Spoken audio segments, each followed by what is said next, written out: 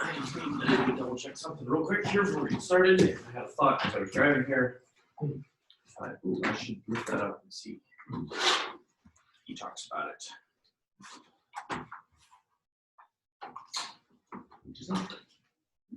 That's not very helpful. I always skip the ones you want to talk about. Yeah, I don't. Just mentions it briefly.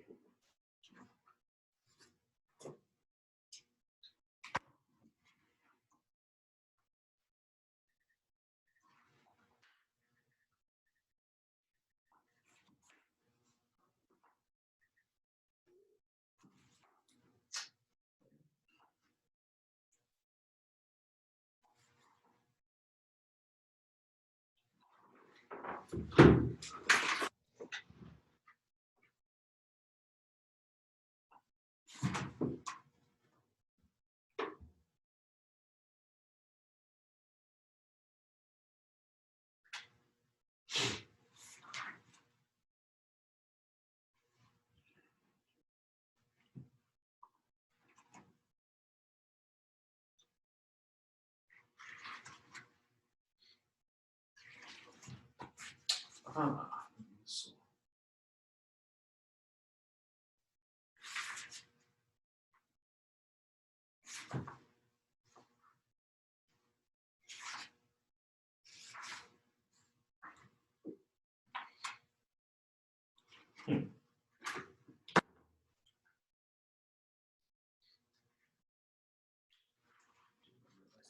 Books here.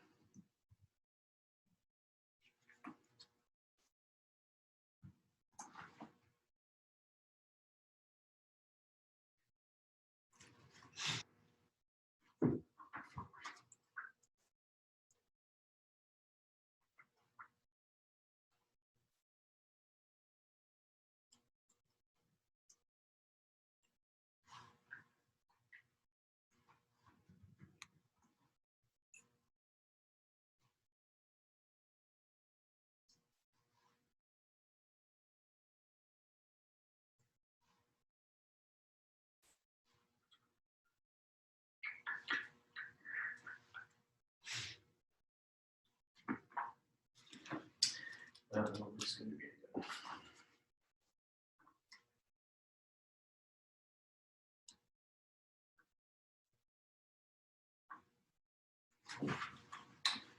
Maybe.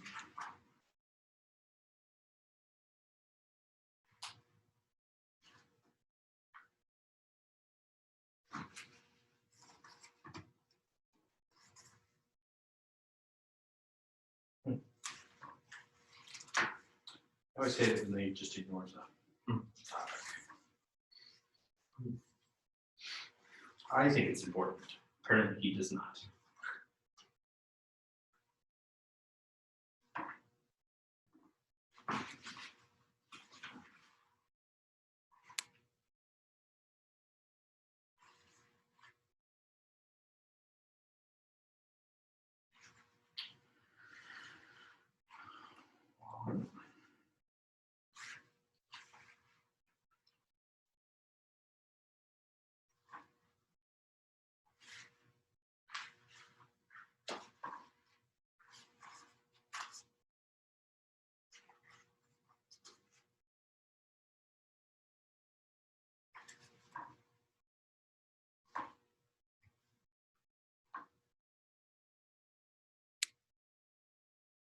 Okay.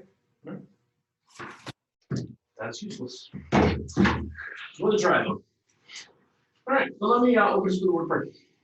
Heavenly Father, we thank you for this evening and the opportunity we have to get together and to talk about your word. We pray, Lord, that as we do so, that you would be with us, that you would give us insight, understanding.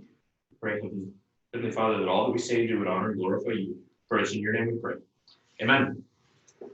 All right, well, is there anything in particular in 1 Kings that jumps out to you that you would like to discuss? I always have things that we could discuss, but if there's something in particular that you found particularly vexing or curious or... There are probably a few things, but okay, we're going to talk about some of them. Okay. There was one thing I didn't know whether I asked about it the last discussion or this one, because it was just at the very end of 2 Samuel. Yes.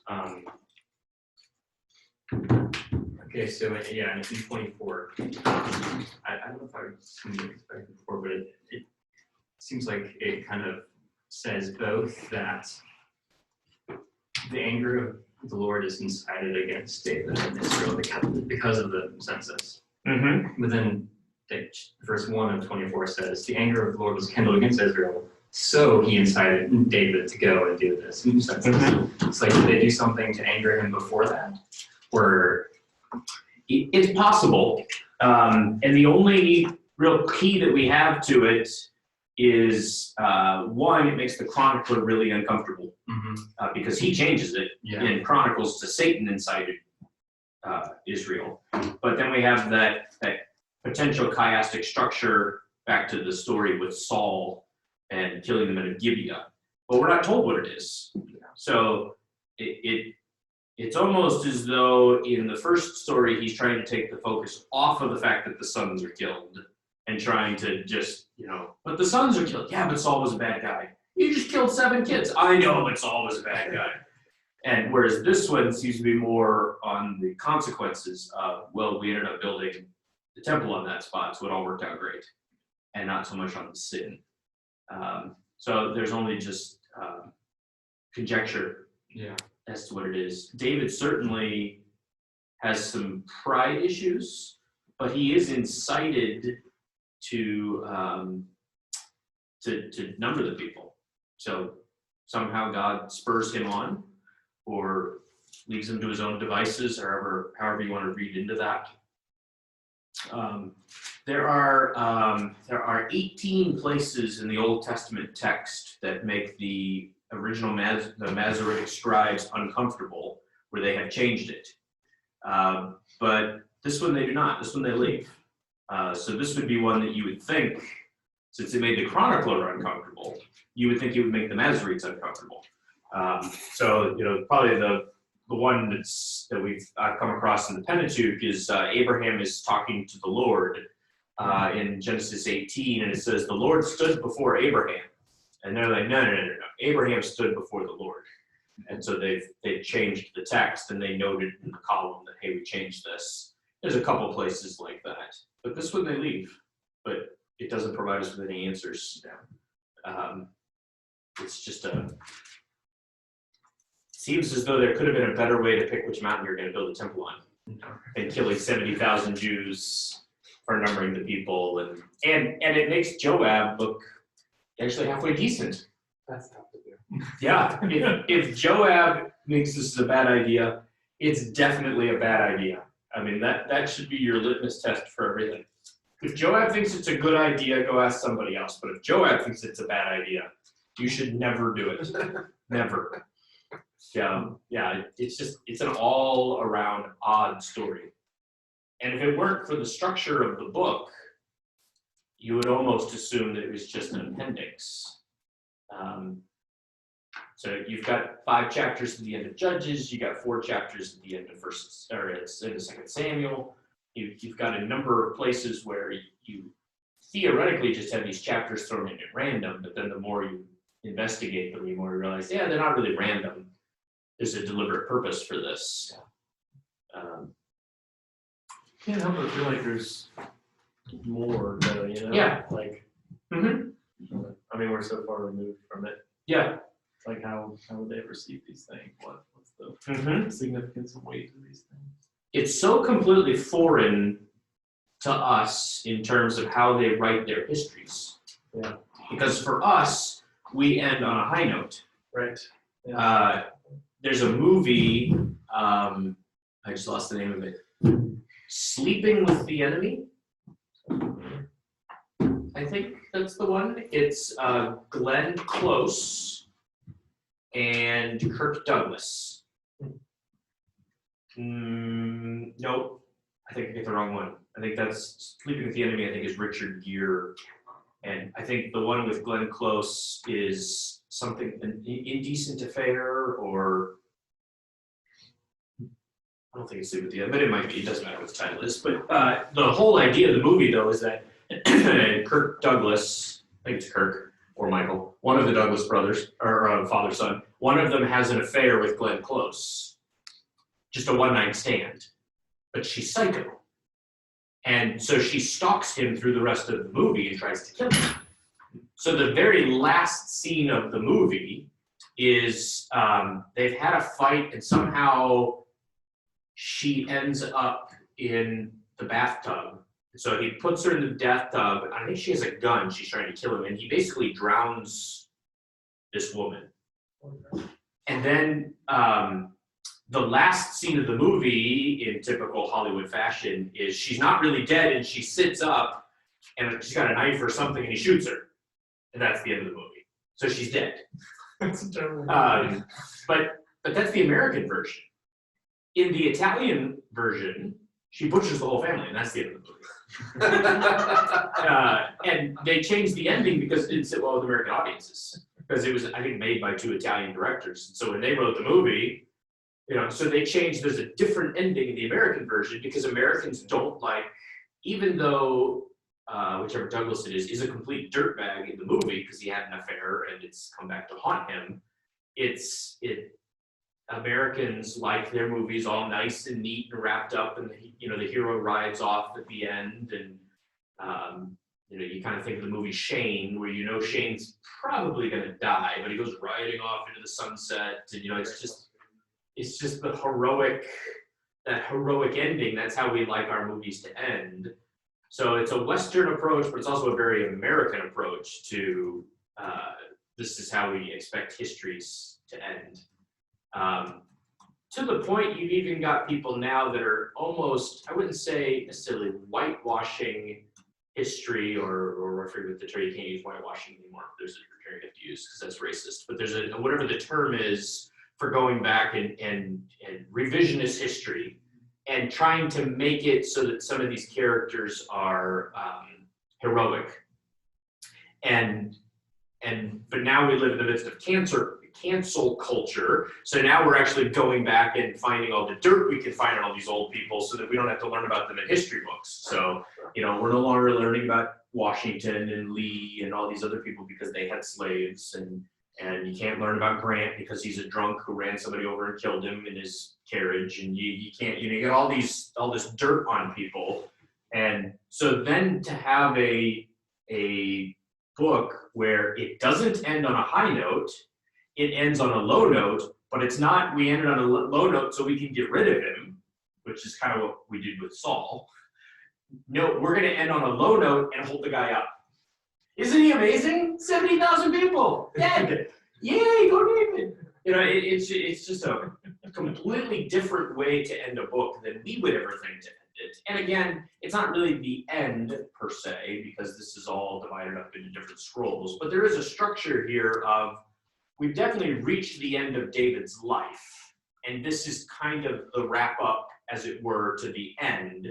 So even if it's not the end, you would go 2 more chapters into Kings and that would be the end. So it's not like we're off by much.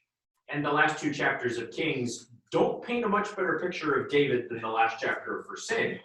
So do you want the old dead, old dying gray-haired guy in the bed as just a lump on the bed? Do you want that as your noble, climax of the story? Or do you want David repenting and establishing the temple? And again, we're not even bound chronologically. So it's not even so much that, okay, the book is ending, and so, oh, well, this is the last thing that happened in his life. No, it's not the last thing that happened in his life. But the author makes it the last thing that happens in his life. So he's definitely got a different agenda as he's presenting David here at the end. He has no qualms about making David look pretty foolish and silly and sinful at the end. And yet, you have this great picture of repentance that's so great that it establishes the temple. And that seems to be more what he's getting at, which suggests that as he's writing, he's probably writing after the 4th year of Solomon, because that's when the temple project begins. So he's probably writing later than that. But you're right, it is fairly unique, very unique. That's strange. And I have not. There are records available of other kings, but they're not. Some of these things are just not very mainstream, especially today. So it's not like you would really go and pick up the book of Persian kings. Usually when I want to read about the other kings, I just go to Wikipedia because it's a whole lot easier than trying to go dig up some book. But a lot of them did write about themselves. The problem is when they wrote about themselves, they usually lied. So here you've got a very truthful story of David. Sometimes you'll have an ancient account that's written to shame a king and to embarrass him after he's dead. That happens occasionally, but rarely. Usually we know about kings from their own writings, and generally speaking, they stretch the truth a little bit. So you don't ever record your losses, and even better, if you lost, just tell everybody you won. So, which is what Ramses II does when he loses to the Sea Peoples, and when he fights against, who's the other king he fights against? I think he fights against one of the Babylonian kings. No, the Hittites. He fights against the Hittites, and it's probably a draw, but both he and the Hittite king go back and say that they won. So you don't, I'm gonna paint a mural on my palace. What story should we put up there? Let's put up the one where I got 70,000 of my countrymen killed. That'll be a good one. Let's put that one up for all posterity's sake. No, you're gonna put up, David and Goliath, or you're gonna put up, David against the Philistines, or you're gonna put up this, this is the story to remember me by. No, we're gonna remember our king by, oh yeah, that's why we have this. To a degree, it's almost as though the temple is a giant, it's the house of God, but it's almost like a giant tomb, or a monument, as it were, to all the people that were killed in that numbering.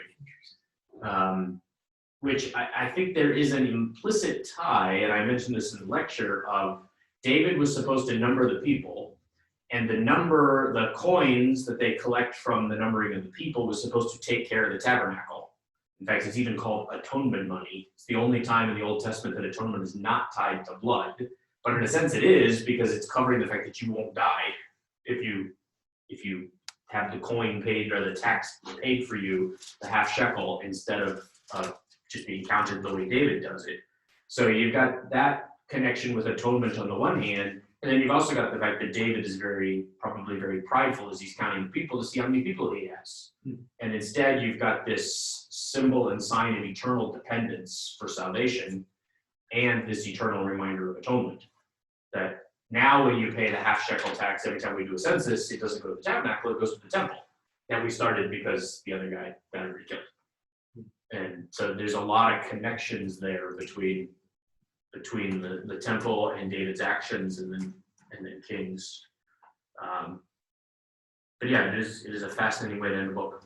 Similar to the way Judges ends. At least Kings ends on somewhat of a high note, because Second Kings will end with Jehoiakim being released from prison. Okay, there's hope. There's a glimmer of hope. It's not a big one. There's a glimmer of hope. But here, doesn't really seem to be a glimmer of hope, and yet there is. But it's a weird glimmer of hope. About as much as a convoluted glimmer of hope as you get at the end of Judges. Well, hey, Benjamin's not dead because we just kidnapped 600 wives for him. So yay. And then now, 70,000 people are dead, but hey, we got some ground for a temple. That's great. And then you got Kings of, hey, at least Jehoiakim's not in prison anymore. Yay. So, you've got these catastrophic events that happen at the end of each book, but then there's at least some positive sort of that comes out of it. Sort of, in a weird, convoluted sort of way. It's interesting you said atonement. I was noticing in 21 that the word atonement pops up, and I feel like it hasn't really popped up in a long time. Mm-hmm. I don't remember it in First Samuel, Judges. Yeah, so that we could, the last time, and it's not really atonement, but the word for sin offering shows up in chapters 5 and 6. There aren't a whole lot of other times that the Yeah. idea of atonement comes So, up. yeah, I just thought it was interesting that it was there, and it didn't seem Mhm. incredibly insignificant. Yeah, well, you've But I got feel it. like it was- Well, it's significant in the sense of you've got, how shall I make atonement that you may bless the heritage of the Lord?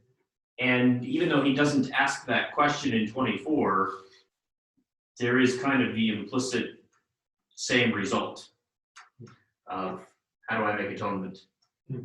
And, I have sinned and done wickedly. In verse 17 of chapter 24, let your hand be against me and my father's house. And so, I don't think the word atonement is actually in this chapter, just burnt offering. But we do have the ending there in verse 25 is very similar to the end of 21. God stops the plague. So we have the same result that takes place. Not quite the same language, but similar. God responded to the plea for the land in chapter 21, verse 14. And then here in 24, he averted the plague upon the people.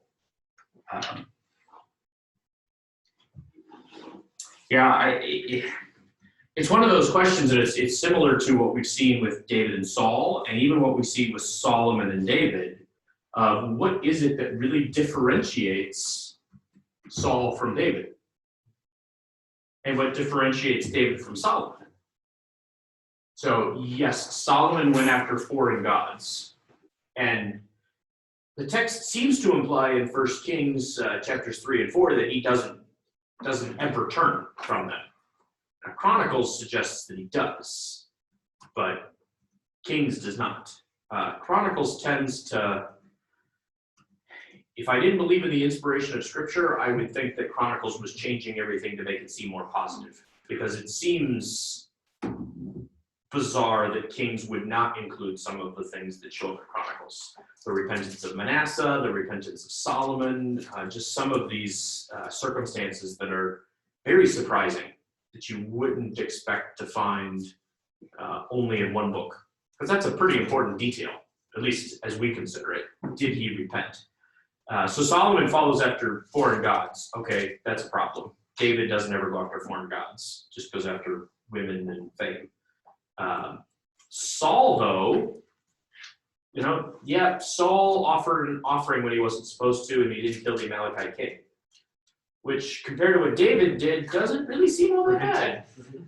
Saul, aside from trying to kill David, and aside from killing all the priests at Nob, which is obviously an issue, but aside from that, Saul didn't really, he got in trouble for not killing people, not for killing people.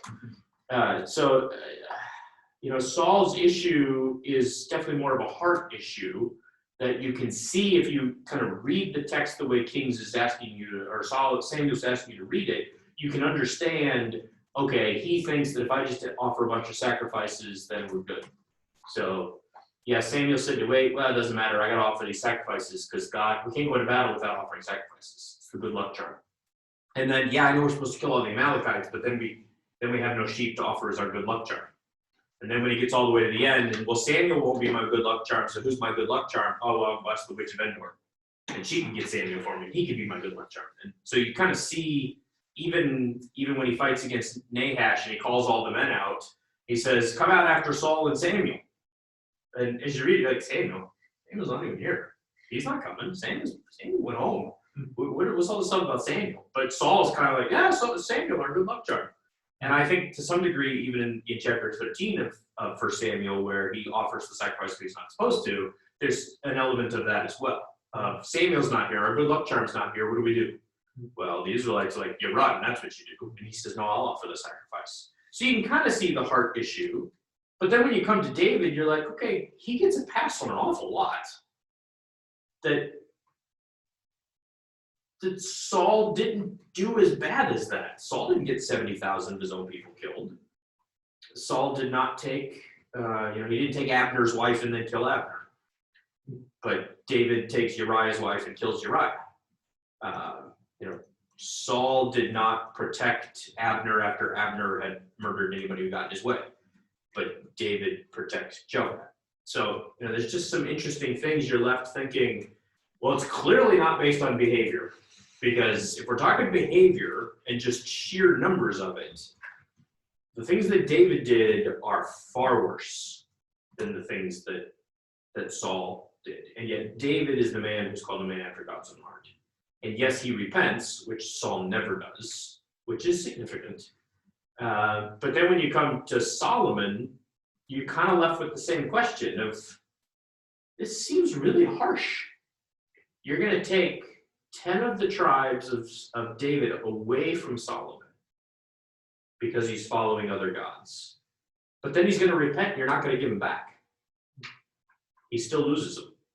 And Jeroboam is still going to take over. And you're kind of left even wondering, what's the point of 2 kingdoms?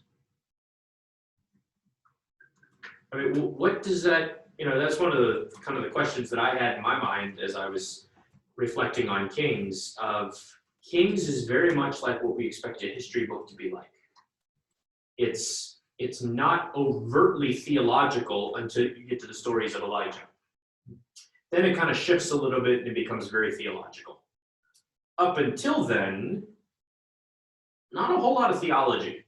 I mean, there's some implicit theology in the account of the kings.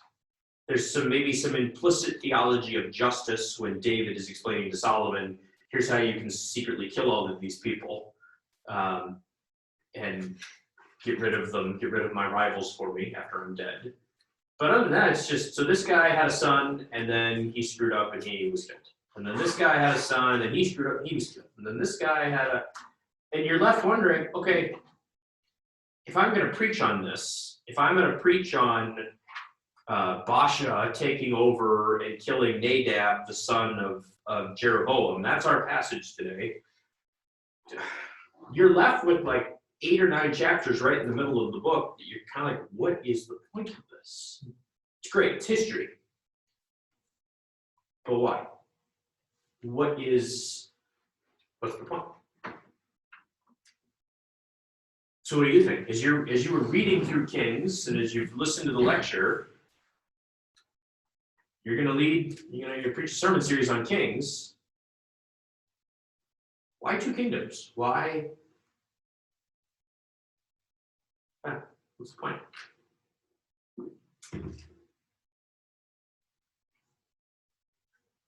Just to me, the thing that pops into my mind was God's covenant with David to preserve his line, finally to culminate in Jesus, but I guess in a way just to further show how sinful the people are in light of God's holiness in his covenant. Yeah. Yeah, it does. I almost wonder if, and I don't have an answer to this question, I'll just be honest. So this is all conjecture. But I wonder how much of it is exactly what you said of, okay, you've got Israel, and you've got David as king, and you're going to have a Davidic line of kings. And Israel, after a while, realizes, okay, the Assyrians are on like their 3rd dynasty, the Egyptians are on like 27, the Babylonians can't make up their mind who's king, and they kill them off every couple of years. But hey, our king goes on forever. If there's a part of them that would possibly think, well, yeah, we're Israelites and we're just awesome.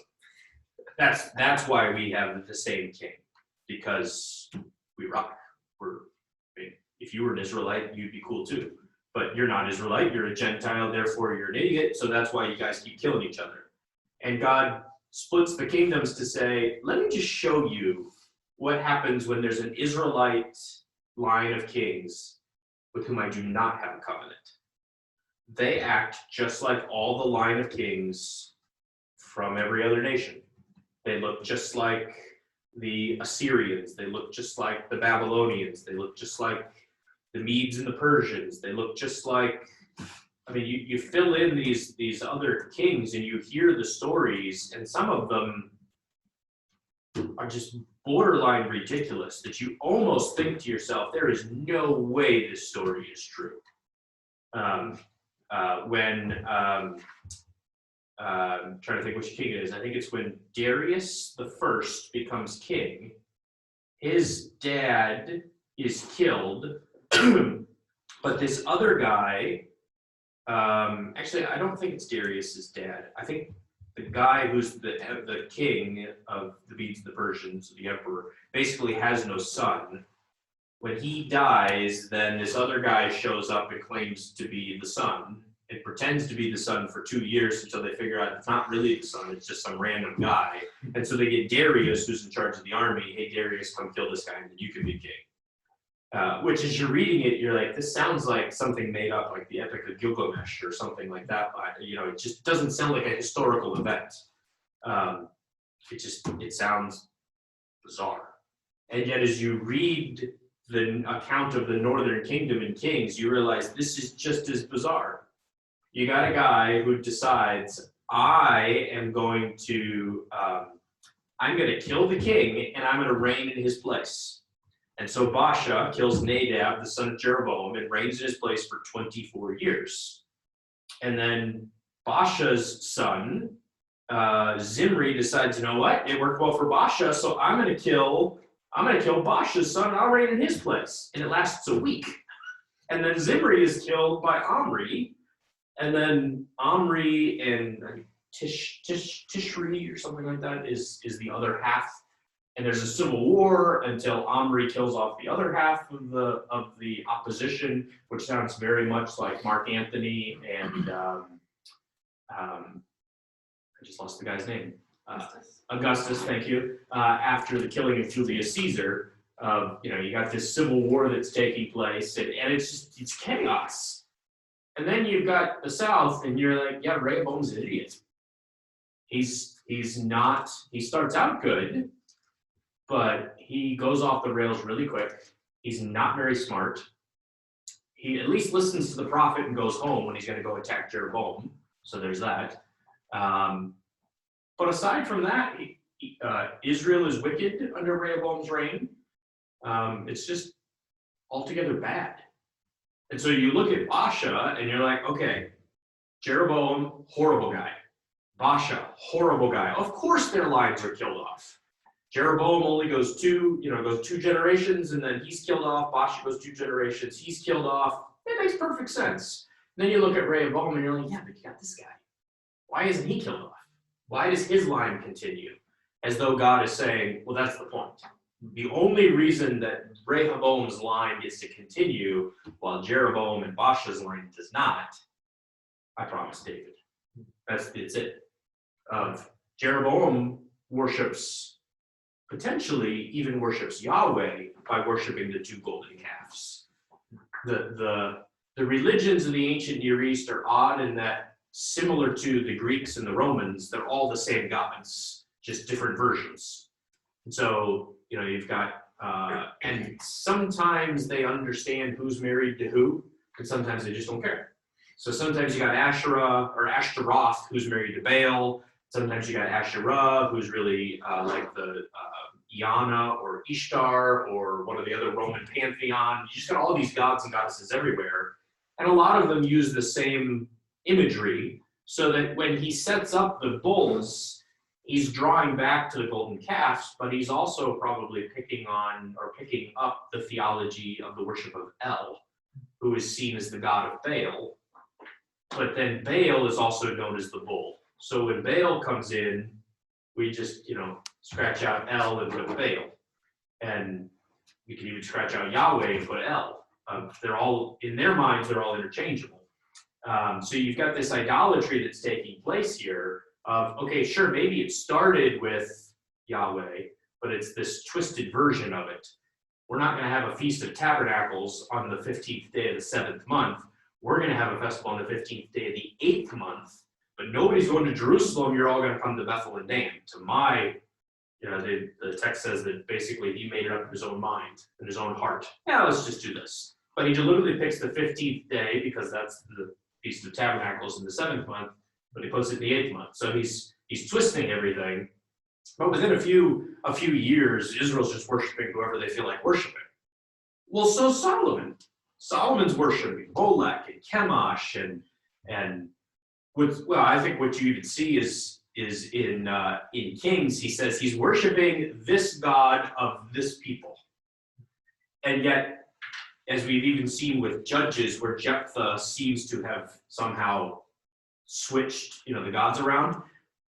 The gods did kind of change from time to time, so that all of a sudden he's saying the Asherah is the goddess, or the Ashtaroth is the goddess of the Sidonians, and you're like, well, maybe. I don't know. She seems like she's everywhere else too. Just like you got Dagon, the king of, or the god of the Philistines, who we actually find sources all the way up in northeast Mesopotamia, where you've got Dagon being mentioned as well. So these gods did get around. So you got Solomon doing the same thing, and yet Solomon loses 10 tribes. And it goes on, he gets 2, although then he's only given 1. The other one is perhaps Levi, and that might be why the other tribe is not mentioned, which kind of went in the north and the south. And then once the worship of the Baals, the worship of the golden calves and the Baal in the north started, a lot of the Levites trickled south to Jerusalem. But then in that same chapter, it also mentions Judah and Benjamin. So there's kind of this combo of you got parts of Benjamin maybe that went with Judah and parts of Benjamin that went with the north. And some of that might just be Benjamin's fairly small, so they kind of split up and nobody really cares about Benjamin anymore. But you're still left that question of why is Solomon allowed to get away with this? And Jeroboam's not. Jeroboam worships all of the gods, gonna kill him off. His son's gonna die. Solomon worships other gods, and his penalty is he's gonna lose 10 tribes. But his sons are still gonna sit on the throne forever. Christ sits on the throne as the son of Solomon. And, so that covenant continued even though Solomon did pretty much the same thing as Jeroboam. All of which to say, that would be the answer that I would give. Of the north is designed almost as a foil of the south. That by looking at the north, you get a better picture of God's covenant faithfulness in the south. And that you see how unlikely it is in the ancient Near East for a dynasty to have continued as long as it did. Nebuchadnezzar is a very powerful figure. His dad is a very powerful figure. And yet, we go from Nebuchadnezzar's father to Nebuchadnezzar to Nabonidus, I think is his name. I can't remember his name. Starts with an N. Who's so useless as a king that they end up setting up Belshazzar, his grandson, as king, and then he's so bad that they ask the Persians to come invade to get rid of him. So we've only made it 4 generations, and you've got Nebuchadnezzar who took over the whole known world. So, to go, according to Matthew, 12 generations, it's closer to 13 or 14 generations from David to post-exile, is pretty significant. It covers 500 years. And then, not only does it cover 500 years, but after they return from exile, it picks up where it left off. So Zerubbabel is a descendant of David. So he's not the king, but he's the governor. And it's very clear that he's the governor. And they know all the way down to Joseph, who's of the line of David. So that when they do a census, he's got to go back to Bethlehem because he's from the line of David. So they still know the line is unbroken and it's continuing. And at that point, it's been almost 1,000 years unbroken. I'd be willing to wager a guess, and I'm not an expert in ancient Assyrian or Egyptian history, but I'd be willing to bet that there is no Egyptian dynasty that goes 1,000 years. In fact, I can't really think off the top of my head of any dynasty that goes 1,000 years. I'm not even sure any of the ancient Chinese dynasties went 1,000 years.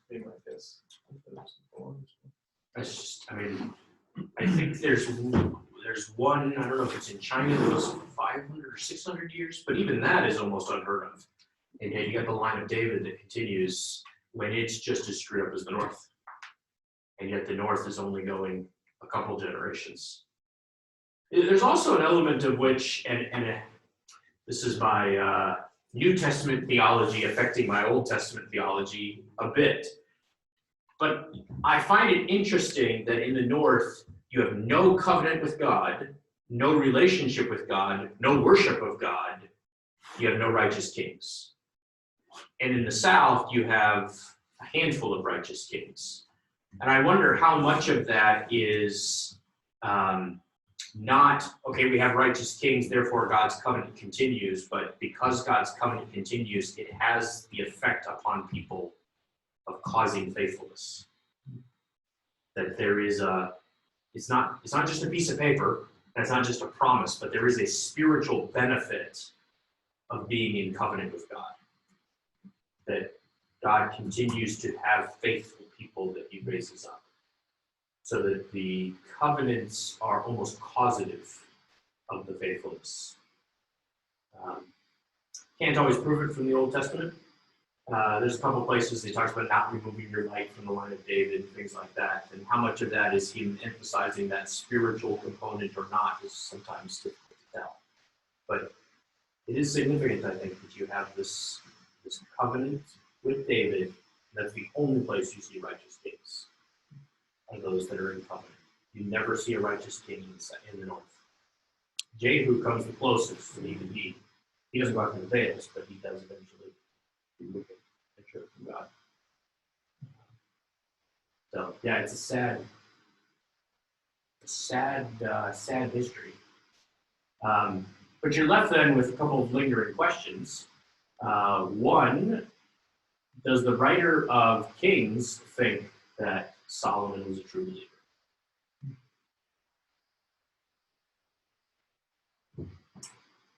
I don't know. The writer of Chronicles thinks that he is, but what about the writer of Kings? Does the writer of Kings view Solomon as converted, to use New Testament language?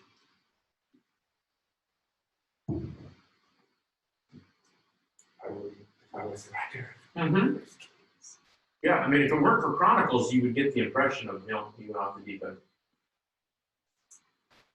You're also left with, how can the wisest person in the world have done this? Yeah.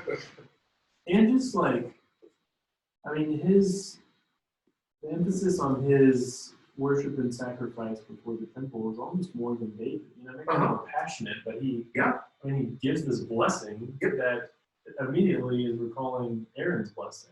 It's like, okay, this hasn't happened since the high priest came out of the tabernacle. Like, yeah, I mean, how could that person fall away? So, drastically, it's crazy. Yeah, I found it funny. As I was flipping through this book looking for something else, I came across a passage that talked about how, here you go, in Israel the king was not a priest. He was sanctified by his anointing, appointed by God. In his person centered the hopes of the people, but sacerdotal functions were regarded as the heritage of the tribe of Levi. In earlier times, the king had performed actions which were properly sacerdotal, even offering sacrifices. Yet those actions were all very special or exceptional. Ordinarily, the conduct of worship was left to the priests. And then he talks about Uzziah, who tried to burn incense for the priests in the sanctuary. There's a point at which I would almost disagree with Heschel. What's ordinarily? Yeah, I would say, I disagree. I think the kings were supposed to have, they weren't priests, so he's right in that, but they were to have a priestly function. The priests answered to the kings. So, the kings were the ones who organized the worship leaders. I mean, it'd almost be like, if the mayor of Roanoke walked in and told Sean, hey, Sean, so for this week, here's the hymns you're going to sing. I think Sean would be like, who are you? Boy, who are you to tell me what to do? The king walks in and says, okay, so you three, you guys are going to do trumpets, and you four are on flutes, and you two over there, you're singers, and you got the door. And the high priest is like, yep, you heard the man, let's go. And, the high priest acts as though that's normal.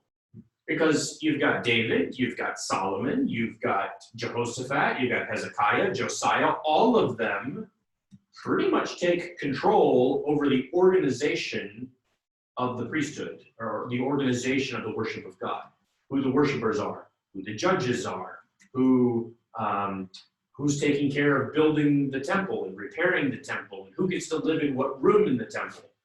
You know, even when Nehemiah comes as the governor, he's the one that goes into the temple and kicks everybody out, says you can't be in here. And they're like, yeah, we have permission of high priest. I don't care. It's not his call, it's my call. And yet nobody's like, yeah, you're the governor. Sorry, it's the priest's job. They're all like, oh yeah, okay, we just gotta listen to him. He's the governor of, you're like, wait a minute. So are they or aren't they? I would say that it's deliberately blurred and becomes more blurred as you go on, especially after the beginning of the exile. And post-exile, Zechariah really blurs it on purpose. Yeah. That, no, actually the kings are very much like Samuel. Samuel in some ways is almost the archetype of a king. So that you've got Samuel, yeah, we don't want Samuel, we want a king. Okay, here's Saul. Okay, we take that back, we didn't want Saul. Okay, fine, here's Samuel, well, we're gonna call him David. And he's gonna be like Samuel, but he's gonna be king. And he acts very much like Samuel.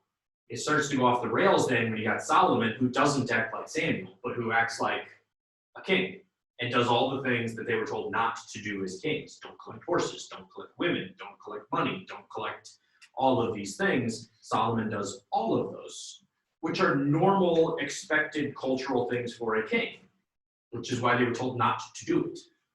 They were not supposed to be like normal kings.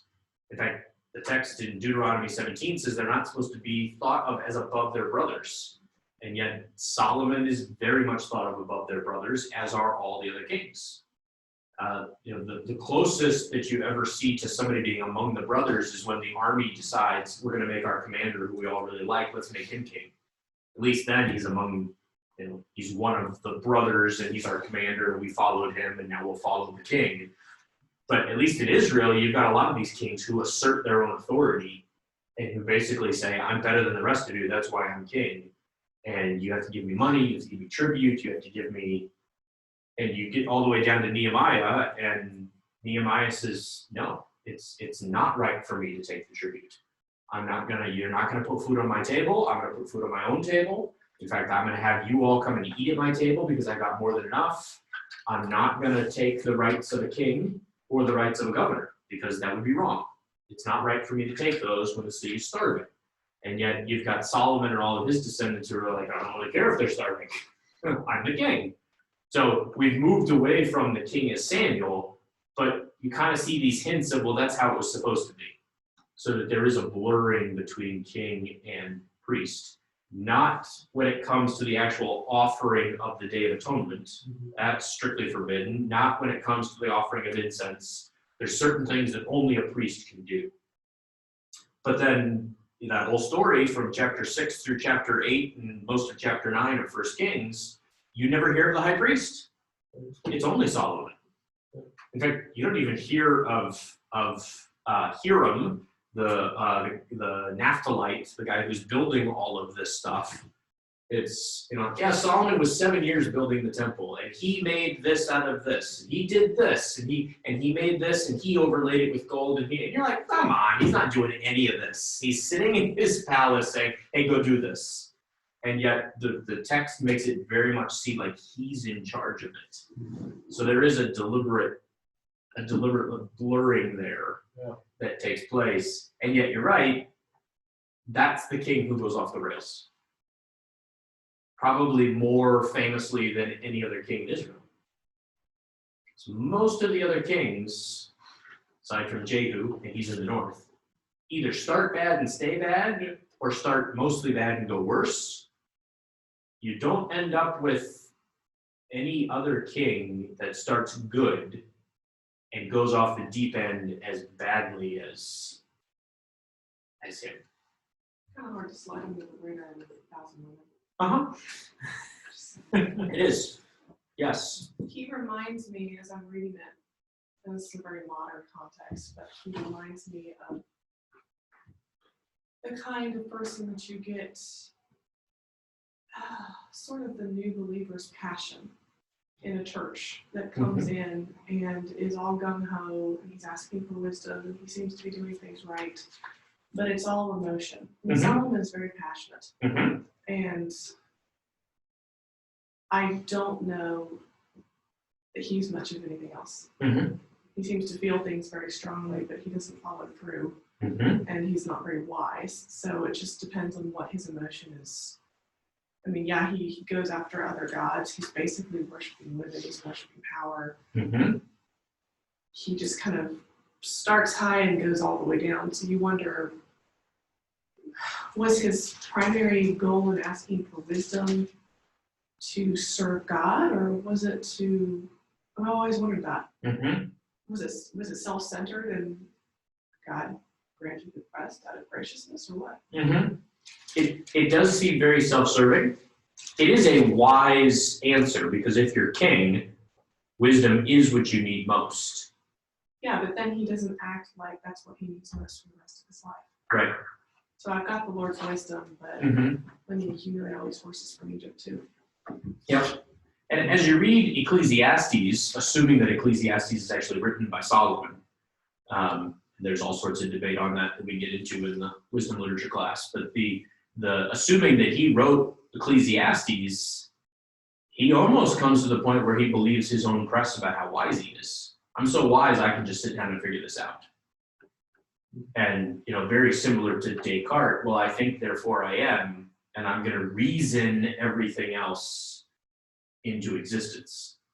That I am smart enough that I can reason what exists and what doesn't, because I have reason. And I don't know that he thought of himself as starting secular humanism, but he comes pretty close there to being responsible for it. And I don't know how many people at the time recognized it. I think they were just like, oh yeah, you're right, I exist, look at that, you proved it. And probably didn't think much more about it, because even some of the early Puritans were affected by some of his thoughts in a positive way, not necessarily a negative way. But you almost wonder if Solomon is kind of the same of, well, I'm so smart, I should figure out the meaning of life. I should study this stuff because I'm so smart I can figure it out. And yeah, I mean, it is ironic that you've got Solomon writing Proverbs chapters 6 and 8, talking about the woman of folly and how she stands in the streets, and They think that Solomon was the one who wrote Song of Solomon. I mean, how do you write that book and have seven? Yep. I don't understand that. a lot of the wives would have just been political arrangements. When a couple people have asked me, oh, you went to Trinity, did you have D.A. Carson as a professor? And he actually filled in one class period when I was taking my New Testament class, and I don't remember a word of what he said. But he did preach at graduation, and I do remember what he said there, because he preached on Deuteronomy 17 and on kings, and on the rules for kings, and then applied it to pastors. And so he said, okay, wives, what is the analogy there? And he said a lot of it has to do with networking. That you're trusting in your networking to get you through who you know, who you're connected to, and that's one of the reasons why Solomon was told not to, was because of the fact that they would lead his heart astray, but also because he would begin to rely upon them of, okay, I've got to have a connection with this guy. The only way to have a connection with that guy is to honor his God and take his daughter as my wife. And then we're connected. And now he won't invade me, and I'll leave him alone. Rather than I trust God to protect us. The other question I had, you keep asking us what the writer of Kings is thinking, what the writer of Chronicles is thinking. Mm-hmm.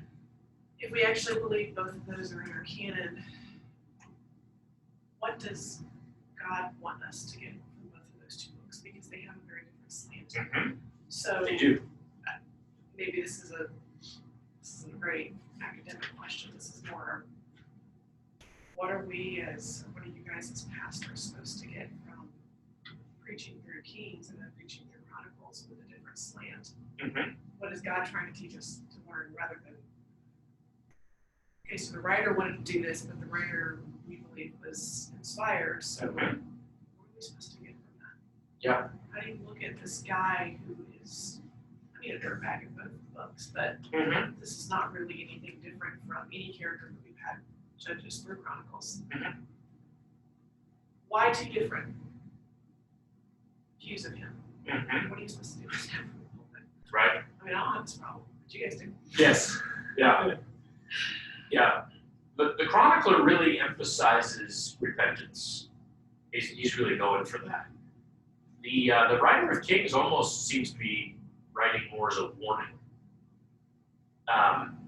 You know, when you think about Kings and you think about just the way the book is set up,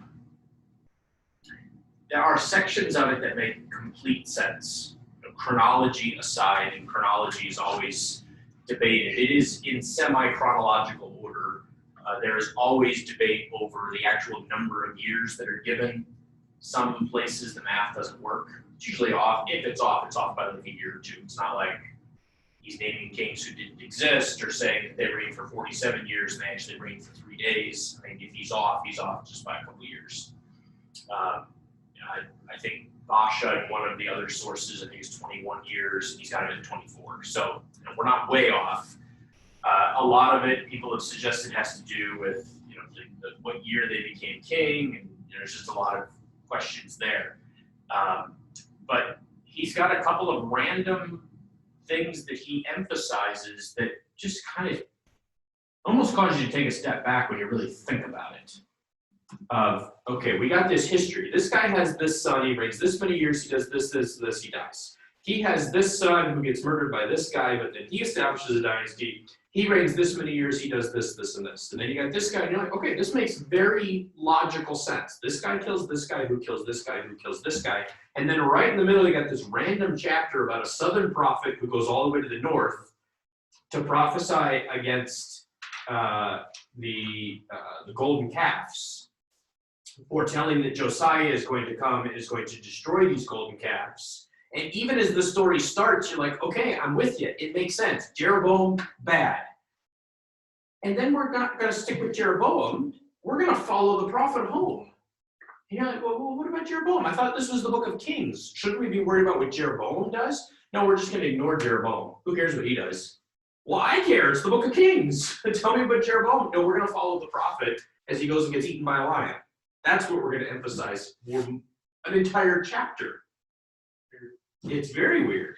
And you're kind of left with, whoa, this is odd. But I think there's a lot of relationship between Solomon and the prophet from the south.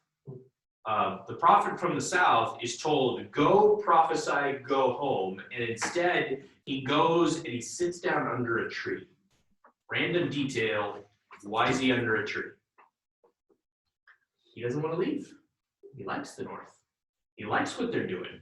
He thinks, maybe this isn't so bad. Maybe I'll stick around a little longer, enjoy myself while I'm here. I think he begins to be enamored by the things of the north.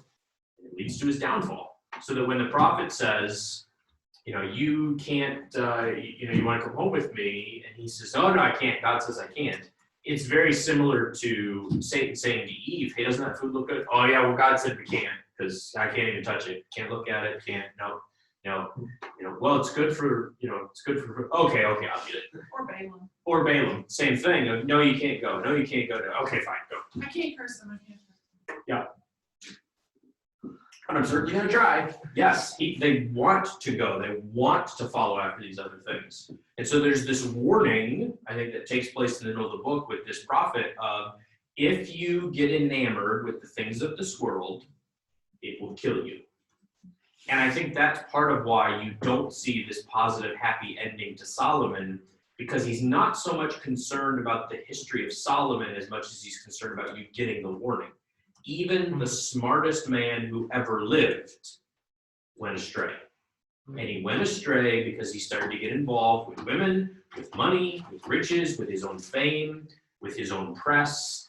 He, and to some degree, it struck me that you've got this random detail with Jehoshaphat in 2 Kings, which we haven't come to yet, where it says that he sends ships to go to Ophir to get gold, but they all sink. Actually, I think it's at the end of 1 Kings, just before the battle with Ahab against the Syrians. He sends the ships, and he's like, oh, well, they all sunk. And you're kind of like, well, that's a random detail. I think in some ways he's trying to be like Solomon. Solomon sends them to Ophir, and they come back with 150 talents of gold. He gets 666 talents of gold a year. And I looked it up once. Talent is like 100 pounds. It's an extreme amount of gold. So, I mean, we're talking, by today's standards, we're talking millions of dollars of gold, to the point that nothing's made of silver because it's too common. I mean, it's incredibly wealthy. He's got tin mines, King Solomon's mines, probably did exist, but they're not full of gold, they're actually full of tin. In southern Israel, almost down south of the Dead Sea, going down the region is Taman, it's down in that region. And there are actually, you can go down and tour King Solomon's mines. If you go to Israel today, you can actually go tour those particular mines that are full of tin. And see the stuff that was going on there. And in fact, they've actually found inscriptions to Yahweh of, and then whatever that region was called in that area. So, Solomon was active there. I think Jehoshaphat's trying to be like Solomon. And in some ways, his ships being ruined is probably one of the best things that happened for him. As though, we're going to protect you for yourself because you don't want to go here. It's bad enough that you're already associating with Ahab. And now you're going to try to be like Solomon and go get gold. And now you're just trying to elevate your name. And yet we've also got Jehoshaphat in Chronicles. I think it's 1 Chronicles 13. He's the one that arranges the worshipers in the temple, because there's been kind of this hiatus between Asa and Jehoshaphat. And he's the one that comes along and reorganizes what they're doing in the temple and appoints the judges and everything that he's supposed to appoint. So that, again, you've kind of got this guy who's doing the same thing of, look, we've been down this road with Solomon, and it didn't go so well. So pay attention to the warning. So I almost wonder if that's why he doesn't give this happy ending, because he doesn't want you to be like, oh, I thought Solomon was going to die there. I think he wants you to think that Solomon died as an unbeliever, because he wants to scare you. I think he's trying to get our attention. The same with the prophet there in the middle of the book of, if you get involved in these things, it will kill you. It'll destroy you. You have to keep guard of yourself, or like Solomon, you'll go off the deep end. I think Solomon is fascinating, and all that is really helpful. It's kind of be adding a lot to what I want to do with my paper. But I think the reason why he's so fascinating is because it's possible to see a lot of things in him. Like he, and also think that he rises so high that his shadows cast over the rest of the book. You see what Jehoshaphat does and all that. But wisdom is a key part of it, I think, and that. Like Sarah said, a lot of what he does is driven by emotion. I think he's also cerebral too, but I think a lot of it is emotion. But I think the wisdom that you see in the wisdom literature is not primarily cerebral. It's about ruling well your own heart. Yes. I think Solomon does that so well at first. I mean, the first part of 1 Kings, he is, I think, the image of what a king is supposed to be. Yes. Like he is like until around like in chapter 9 and 10, he does everything well. Yep. Like as well as you can do. And I think he falls not despite his wisdom, but because of it. In some ways, like he doesn't fail because his wisdom fails him. He fails because his wisdom changes. Yes. And he relies on earthly wisdom instead of Yeah. But even in the acts of where he does fall, he is very kind of wise and kind of in those acts. Like it took great skill and craft to do the kind of things that he does to acquire all of that and to make all those alliances. Like he's a sharp guy. Yeah. And part of why he's so interesting is kind of the warning you've been talking about. Like it's not that he had all of these like glaring, obvious weaknesses, and so of course he was going to fall. It's because he seemed great. Yes. And then everything he does is slowly and increasingly distorted by pride. And like, even the things that he does badly, and like the potential warning signs you see in these chapters are like not things that are bad on their own. The things that can be good. And you think that if anyone can handle that well, it's the wisest man on earth. Yeah. Because like, what you need to do to handle that well is wisdom, and he Right. has that. He has wisdom directly from God. Yep. But then those things kind of add up, and it's like I wondered about his marriage to Pharaoh's daughter. Yeah. It seems like maybe that's not always bad. I mean, like you see Gentiles being brought in, Right. Like usually that's on the condition that they have to become part of the covenant and worship God only. And it doesn't seem, at least from later on, it doesn't seem like Pharaoh's daughter did that. Right. But you don't have any indication of that at first. Mm-mm. And then of course Solomon gets gold, but then that God blesses David, and all those with gold was spoiled from all those. Right. And God gives him all this stuff, and it's like Solomon just wants more and more and more of that. And I wonder if the pride that comes from his wisdom, like like people who are wise can fail in ways that fools can't. That the greater skill you have, the worse your mistakes can be. Yeah. This is like the pride that comes to him comes because of his wisdom. I think almost not despite it. Yeah. Just a complicated guy. Yeah. Not to get too political, but I can't help but think of what we just saw with President Trump. That the complaints that I heard about Trump at the end of his presidency were the very thing that got him elected. So, but somehow public opinion had shifted so that by the end, there were enough people that were annoyed at him, but it was the same thing at the beginning. And I'm not sure that he knew enough or cared enough to change what he was doing. Stop tweeting. But that's him. That's what he does. And he's a very much, this is me, take it or leave it kind of guy. It's what got him elected. His sniping at Hillary and his political attacks and all that got him elected. And you could possibly even make the argument that that's what cost him the election. All sorts of other things, COVID and all other circumstances. But I can't help but think of the same circumstances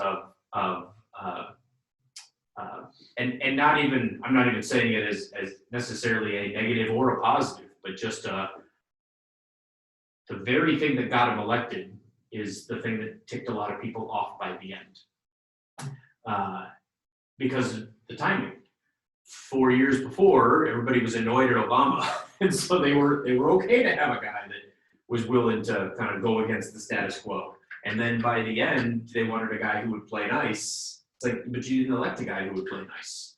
We elected a guy who very much would not play nice. That's what got him elected. We didn't want a guy who would play nice. Then we wanted a guy who would play nice. And I see the same with Solomon. We want a guy who's really wise and really smart. And then by the end, it's like, well, you need to stop being so smart and just think about your faith. And by that point, he's already in that mindset of, oh, look how smart I am. And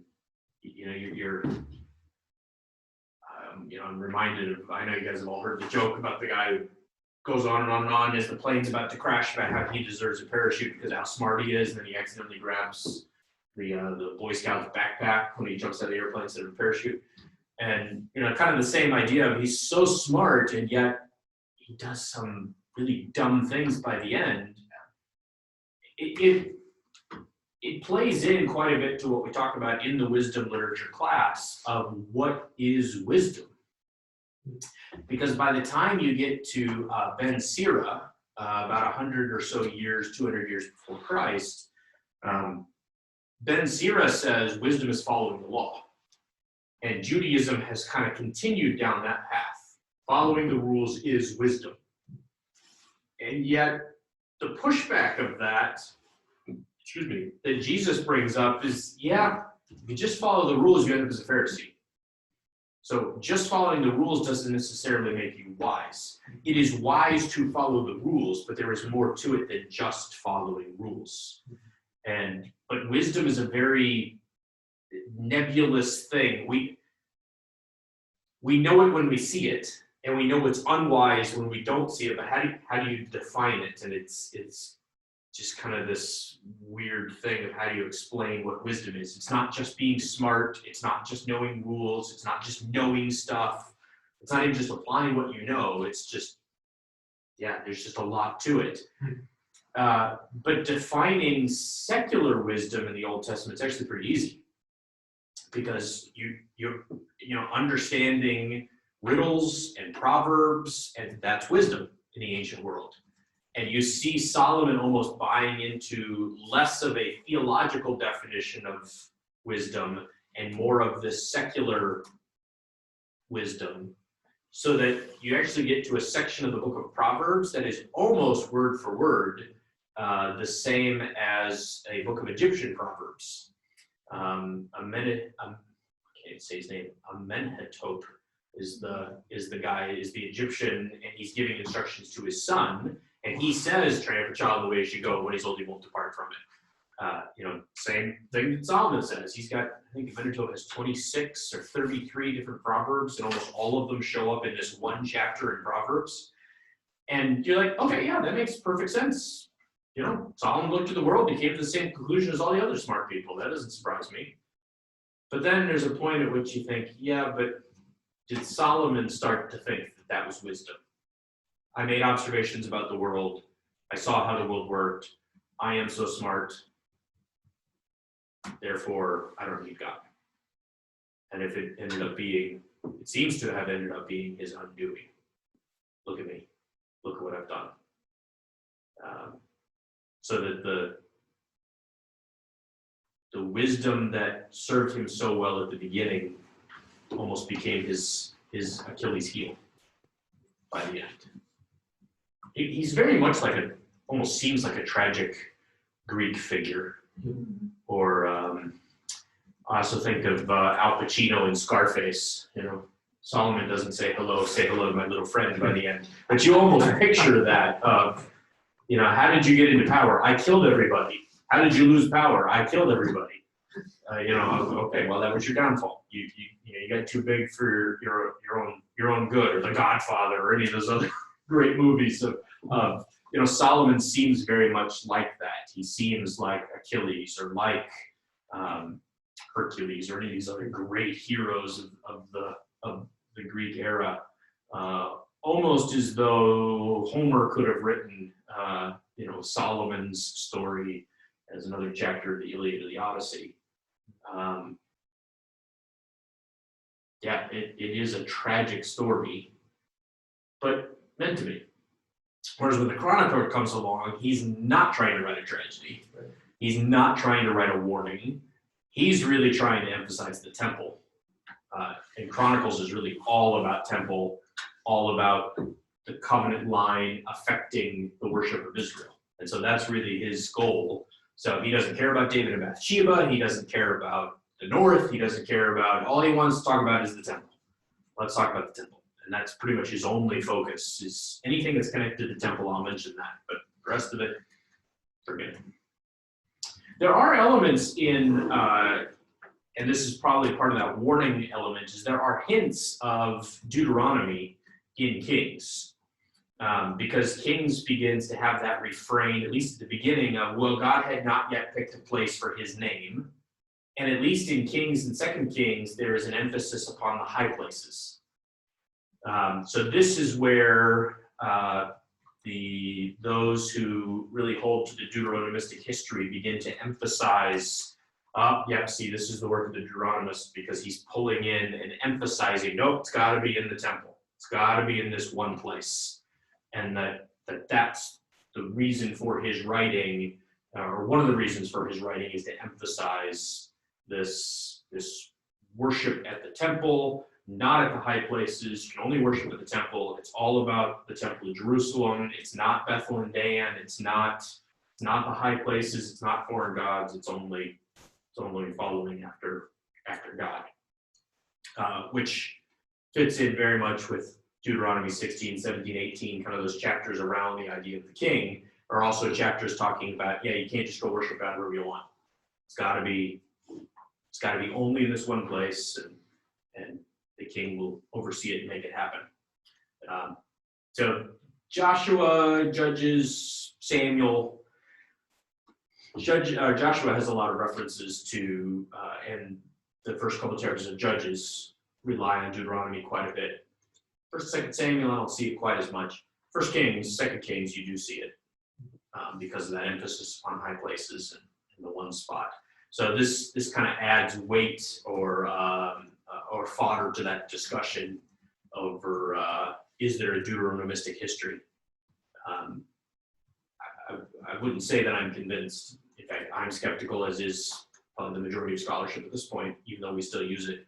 But the element here in Kings is something that they will often be quick to point out and say, oh yes, see, this is the Deuteronomist that's writing here.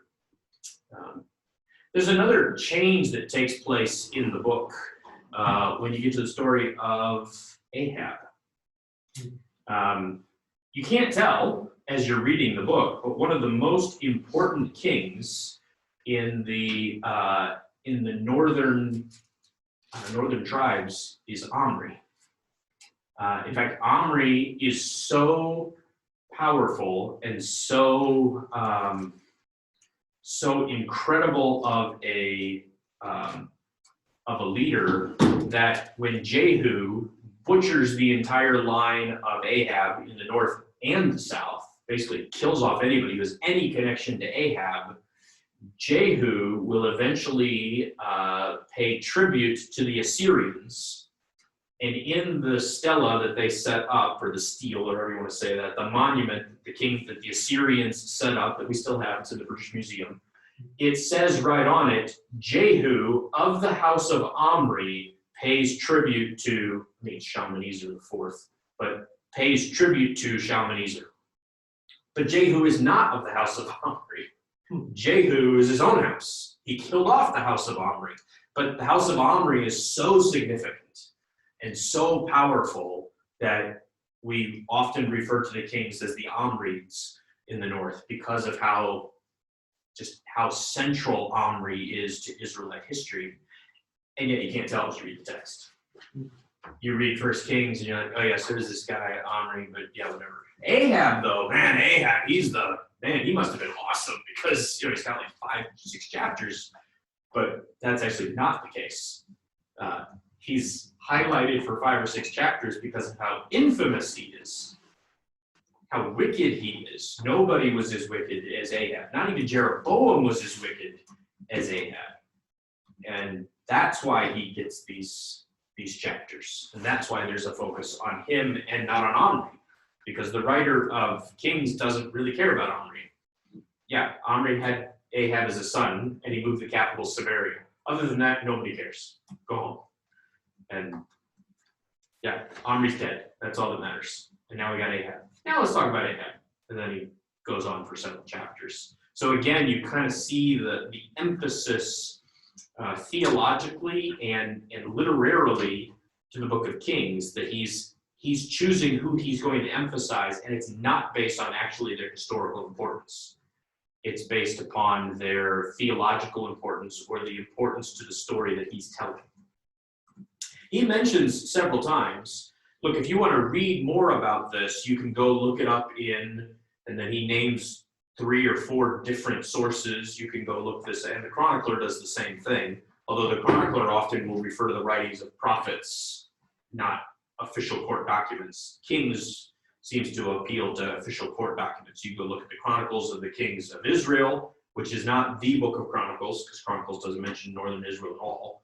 You can go look at that. You can look at the Annals of the Kings of Judah. You can look at the story, the Book of the Wisdom of Solomon. You can look at these other sources, which a lot of scholars will say, well, no, you couldn't. You couldn't go look at those, because if they were really court documents, the average Israelite who's reading this could not be like, oh, I think I will go check that out. I'm gonna go knock up on the door of the palace. Hey, can I read that one book? Can I borrow it? I'll bring it back tomorrow. Yeah, you can't do that. So it is an odd emphasis here, which again makes you wonder, similar to 1st and 2nd Samuel, how much of Kings is being written for your average Israelite. That's how we read it, Right. but Maybe it's written for kings. I almost think it's written more for leaders. It's written more for those who are going to be in power. Very similar to the way I think 1st and 2nd Samuel is written that way. It's written as almost as wisdom literature for the kings. We don't usually classify it as wisdom literature because wisdom literature has its own genre in ancient Near East, that Job, Psalms, Proverbs, Ecclesiastes, Song of Solomon isn't really wisdom literature, but kind of we'll throw that in. You know, those fit the bill of what we see from every culture in the ancient Near East in terms of wisdom literature. These books do not fit that genre, and yet at the same time, that's clearly why they were written, is to teach wisdom. This is not just history. And this is not history designed to make the previous guy look great, the way that ancient histories were often written, or to shame the previous guy, as often ancient histories were often written. This seems to be to teach wisdom to the rulers, so that in a sense you could go, if you were a member of the kingly household or one of the leaders of Israel, you could go to the palace because you had the authority as a leader to be able to go and say, I'd like to see that document. Assuming it existed, and you get the impression that it did, one of the questions when we read a biblical book is when it was written. But a lot of that makes the assumption that it was all written at the same time. So, you know, who knows if is he pulling together multiple sources, or is he actually pulling together multiple sources because he's writing it multiple times? He doesn't seem to know about the return from exile. It seems like if he's going to end on the positive note of Jehoiakim being released from prison, he would just say, oh yeah, and they went back. But he doesn't, which suggests that maybe he's still in exile as he's writing. But is he the only one writing, or did some of it get written earlier? You know, some of that would determine, if we could determine it, would determine whether or not those documents still exist as he's writing. Or is it you know, there was a time that you could go and read this, but now you can't because it got burned. When the palace burned, it burned, so now you can't.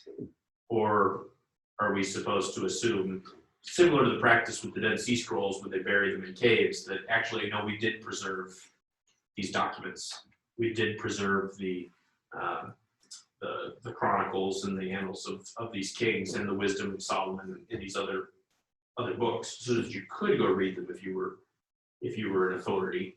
But if that's the case, if he's writing this, then he's selecting from those books only certain information, because he assumes if you need other information, you'll go look it up in that book. You want to know what Omri did? Yeah, well, there's another book for that. I'm not writing that book. This is not that book. This is this book, and this book is making this point. Same with Chronicles I think Chronicles at one point even seems to refer even to kings, and say, look, if you need this, you go read the stories of the kings of Judah, and it'll tell you. But I'm not writing that book because you have one. Almost like John, the apostle, who basically says, you know, I'm not writing another gospel. You have 3 of them. You don't need a 4th one, but I'm going to write a 4th one that has a different take, that comes alongside the other 3, doesn't contradict it, really builds off the other 3. But if you want to know stuff, you can go read the other 3. I'm not going to rewrite all that. So, you know, the writer of Kings here, he's being very deliberate in what he's doing in terms of laying out, you know, this is what I want to emphasize, this idea of warning. But then if that's the point that we've seen thus far up through, chapter 16, then when you get to chapter 17, through the end of the book, are we still dealing with warning? Something seems to have changed here. So it's no longer, if you don't follow after God, and if you allow yourself to be distracted by these other things, you're going to crash and burn. But now we're no longer talking about kings who are closely related to Judah, nor are we talking about kings of Judah. Now we're talking about kings in a godless society who don't know God, who are Israelites in name only, who want nothing to do with God, and yet we're going to spend 5 or 6 chapters from chapter 17 through chapter 22 talking about this king.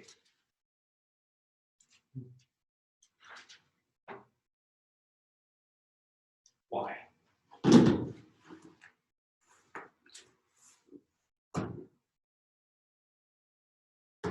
I mean, let's say that you're going to preach through 17 through 22. You kind of already know, okay, so I've got covenant that's being emphasized between north and south. I've got this warning, watch out for the north. But now I'm going to spend all this time with Elijah and Ahab, and I mean, they make great stories for junior hires, people getting eaten by dogs and thrown out windows. And, junior high youth groups love this stuff. But when you're preaching it, what's the point?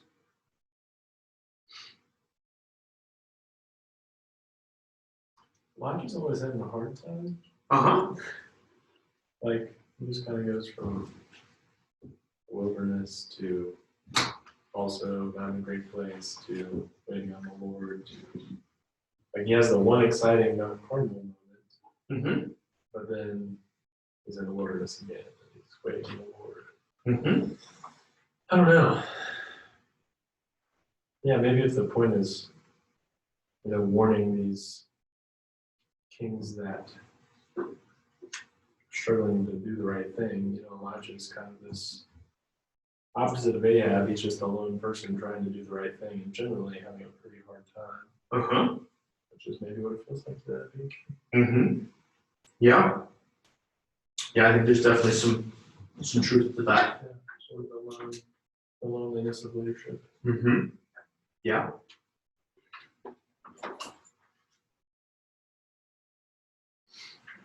Let's pretend for just a moment that we know definitively that this is written near the end of the exile. We'll say it's in the reign of, just after Nebuchadnezzar, maybe during the reign of Nebuchadnezzar. Just for the sake of theory. You're in Babylon. You're surrounded by Babylonians. How would these last chapters of Kings encourage you?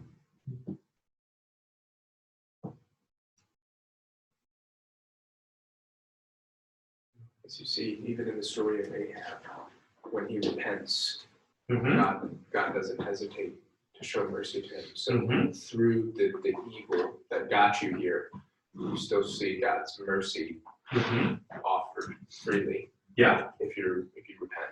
Mm-hmm. So I guess it would give me, if I was there, it would give me hope.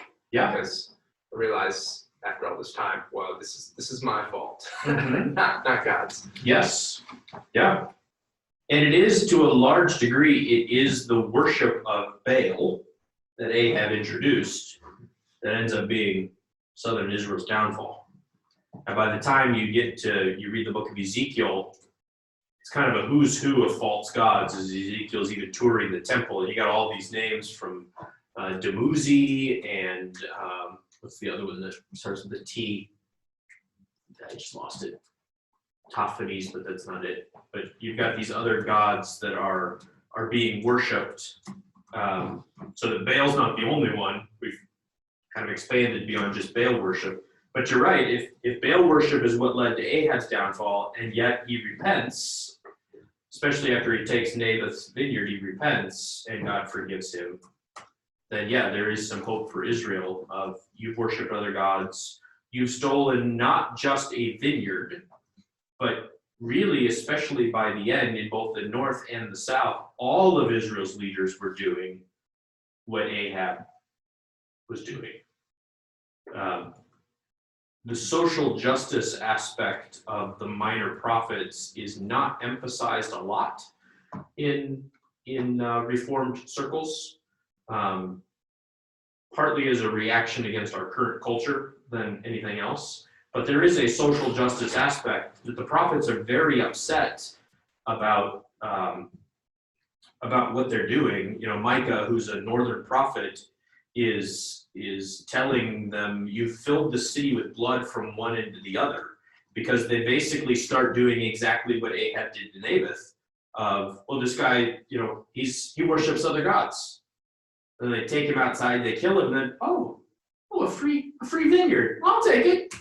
And Micah says, no, you're doing this, you're murdering the poor and throwing them into courts and taking them just so that you can take their property and make yourself rich.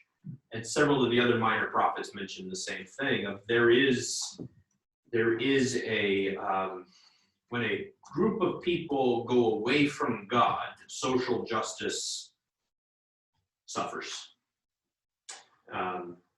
So that what Micah is trying to say, what the prophets are trying to say is, look, your vertical relationship has affected your horizontal relationship. And yet you see that with Ahab and Naboth as well, of you took the guy's vineyard, but this isn't really about the vineyard. This is about you turned from God. So what's to stop you when your wife says, well, I'll take care of it? Yeah, okay. My Baal worshiping wife is going to go get that vineyard for me by killing off the righteous guy.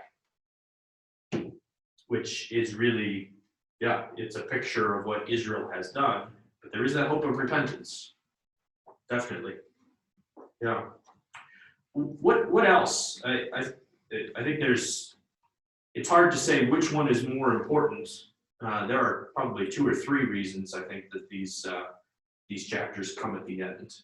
One of them being, you've done this, Israel, but you can repent.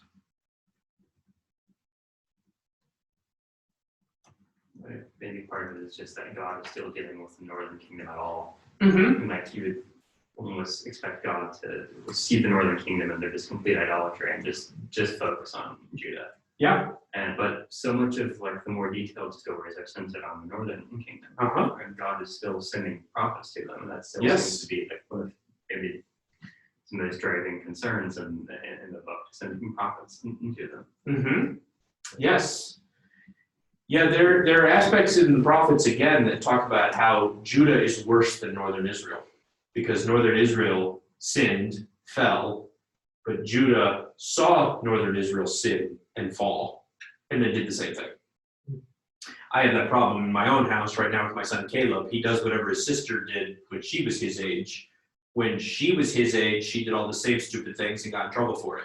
Why, in his mind, he thinks that that's something to copy, I have not figured out. And I've asked him several times, when Sierra did this, did it work out well? No. So why do you think it's going to work out well? I don't know. But he's doing the same things because he looks up to her. I mean, even last night at dinner, she wanted a bowl for her beans, and he immediately had to have a bowl for his beans, even though he's about 5 years younger than her. Sierra's going to get a bowl. I need a bowl for my baked beans. And so, there is this reminder to the north or to the south, look, not only did the north have prophets, so did you, but the north had prophets and ignored them, and you saw how that worked out for them. So this is the warning aspect so learn from that. You ended up in the same spot as them. You followed right after them, even though you knew hundreds of years before you fell, this was not going to work out well. Yeah, there's definitely a historical element of reminding them the north is so bad, but there's hope of repentance. The north is so bad, yet you didn't learn from them, which makes you worse. Yeah. I think there's also some of that element of despair. You're surrounded by Babylonians, and you're the remnant, as it were. And not even the remnant because you're the only people that are left from Israel that's still alive, but you're the remnant because you're probably part of a group of people in Israel or in Babylon who are Israelites who are actually still following after God. Because there are people who were alive that went to Babylon that still didn't follow after God. There's a group that survives and they flee to Egypt. And they actually tell Jeremiah, this is your fault. If we had kept worshiping the Queen of Heaven, she would never have let Jerusalem fall. It's your fault. You stopped the sacrifices to the worship of the Queen of Heaven, and we got destroyed. So what we really need to do is go to Egypt, build another temple to worship the goddess of heaven. And then, Jeremiah's like, you guys are idiots. We still haven't figured out how this works. So there are people that are in exile who still don't follow after God. And I think there are probably people like Daniel, and especially when he sees all of his people bowing down to the image that Nebuchadnezzar has made. And there are 4 people, just 4, in all of Israel that don't bow down. Daniel somehow escapes that one. Possibly he wasn't there yet. That's a possibility that he had not yet ended up there. There's a number of theories. But Shadrach, Meshach, and Abednego, there's only 3 out of all the people of Israel. There's only 3 people who don't bow down and that get in trouble. So you can see why there'd be a little bit of despair. I'm praying out my window, and they just made this rule that you can't pray to anybody else. And yes, they're after me, but kind of the I am Spartacus. If we all stood up and prayed to God, maybe they'd leave us all alone. No, I'm the only one. Who's going to pray to God? I'm going to pray to God. No, I'm going to pray to God. No, I'm going to pray to God. No, actually, Daniel's the only one. He's it. I'm going to pray to God, and then there's just crickets everywhere else. Nobody else is praying. So he's easy to figure out that he's praying because he's the only one, which would certainly fill you with despair. You're in Babylon, you're surrounded by pagans, and your fellow Israelites appear to be pagans too. And you think to yourself, we are never going back to the Promised Land. Ever. Because we're not holy. So why would God ever let us go back? But these chapters are an incredible display of God's power. Mm-hmm. And I think as modern Christians, we don't struggle with comprehending God's power in the same way that the Israelites surrounded by Babylon did. Yes. Because there's always these wars between gods and whose God should we serve and whose God's going to save us. God keeps displaying his power through Elijah. Mm-hmm. And I think sometimes the Pharisees took Elijah's, well, this is because Elijah was great. Mm-hmm. Well, yeah. But the focus wasn't supposed to be about Elijah. The focus was supposed to be, your God is still around. He's not silent. He has the ability to save you. You will go back to the Promised Land. Mm-hmm. And worshiping other deities is idiotic. Mm-hmm. Also, if he's angry at you, he will smite you in really creative and horrifying ways. Yes. So, but I mean, also, the depressing part of it is Elijah's life sucks. Uh-huh. Yeah. And so faithful ministry and faithfulness to God doesn't always look nice. Uh-huh. I remember somebody warning Sean and I about having an Isaiah ministry. And I mean, I was just like, oh, okay. And I realized what he meant later, thinking, yeah, I think a lot of faithful pastors have Isaiah ministries where you're just feel like you're speaking to the wind and no one's listening. Mm-hmm. Doesn't mean God's not displaying his power. Right. It just doesn't always look like that. Mm-hmm. Yeah. Yeah, you've touched on something that's very important, and that is that you have Elijah who performs miracles, who's really the first one. Yeah. And then Elisha, and then it stops. That's it. You just got 2. And they come at a very key time in Israel's history. But again, as Jordan already pointed out, they're northern prophets. They don't spend a whole lot of time in the south. It's mostly in the north. And you're still left with why? Why the north? Give up on them already. They're not going to turn. They're not going to repent. They're not going to. But yeah, there's this reminder, even as God reminds Elijah, yeah, you're not the only one. There is a remnant of people who are still worshiping God. You just need to trust me and trust in my power. and this demonstration that it's not Baal, it's not the other gods or goddesses that are God. It's God who is God. And so this contest between Baal and Elijah and Yahweh is very significant, not just at the time that it occurred, because it demonstrates that God, not Baal, is king and God, but also at whatever time they're reading it. If it's not during the exile, pretty much any time slot that you would put it in, if it's written pre-exile, and that there's a first section that's written and then a latter section, then it's making the same argument. God's God, don't follow these other gods. You're going to end up in exile. If it's in exile, it's the same warning. Don't follow after the gods of the Babylonians. God is still God, even though you're in Babylon. If it's after the exile and you're back in the promised land, it's still don't despair because things are terrible. Continue to follow after God. And so no matter where you put it, it still has that same emphasis, both in the time that it occurred and in the time it's written. God is God. God is the one that's overall. And you need to trust in him. A lot of people will connect Elijah to John the Baptist for very good reason. John the Baptist dresses like Elijah. He acts like Elijah. He was foretold in Malachi to be like Elijah. John the Baptist does no miracles. In fact, I was reading Robert Alter in his commentary, and he says Elijah and Elisha are perfect foreshadowings of Jesus and the workings of Jesus' miracles. I'm like, well, I get where you're getting that. Makes sense. But only because those are the only three people that ever do miracles as prophets. So it's an easy connection to make. And yet, at the same time, it's like, well, it's odd that you don't really have anybody else that does that. It's just these two. But it is this powerful reminder in the midst of it that God is God. Elijah also goes to Mount Horeb, which again, there's another connection with Deuteronomy. Deuteronomy prefers Horeb over Sinai, even though the name is used interchangeably. It's the same mountain, or it's possible that Horeb is a mountain in Sinai, because it's the mountains of Sinai, not necessarily Mount Sinai. So it's possible that maybe Horeb is in Sinai, but Horeb and Sinai are equated with each other. It's obviously close enough that Elijah could run there, so it can't be too far away.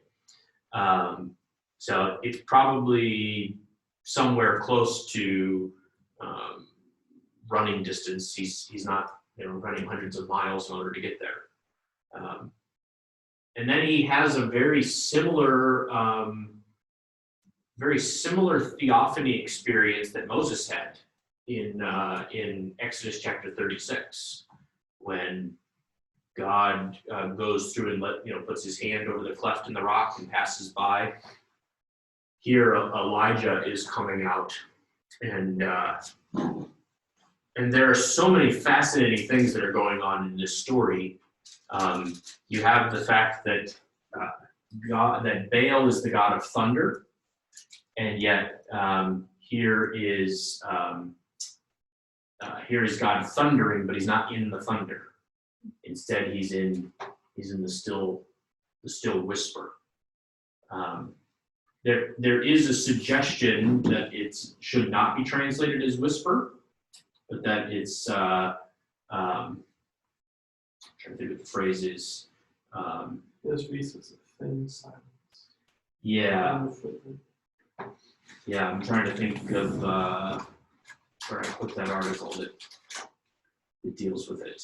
I found it really fascinating.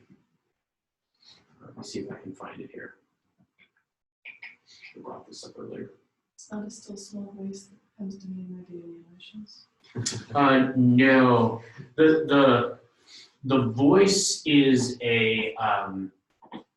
is the word just voice, but the word that has to do with whisper, the still small part. This guy actually suggests that instead of a small voice, that it's I think he translates it as a trembling voice. Let me see if I can find it here. It's not hovering, is it? Like the same word that's used to describe the waters. No, I don't think so.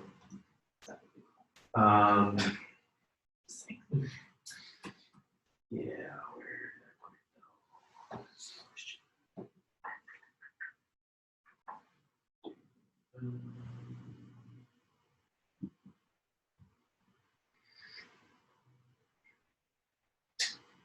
Here's, I'm not gonna be able to find it. This is it?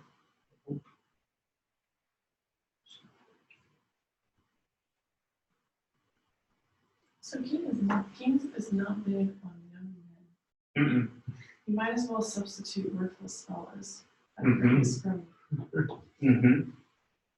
Always the young men. They're always doing something stupid. Yes. Which I guess is horrible, but Debatable. Yes. Yeah. Oh, stink. I'm not gonna be able to find that. I need to find that article. If I'll find it and send it to you.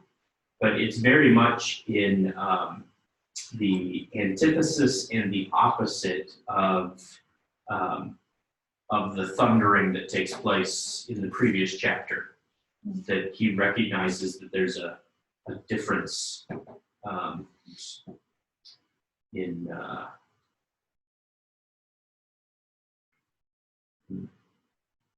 What would it mean for God to be in the thunder, lightning, and earthquake and fire? yeah, that's another part of the question. He recognizes that God is in control of all of that, but that's not actually representing him. I wish I could remember where I put it.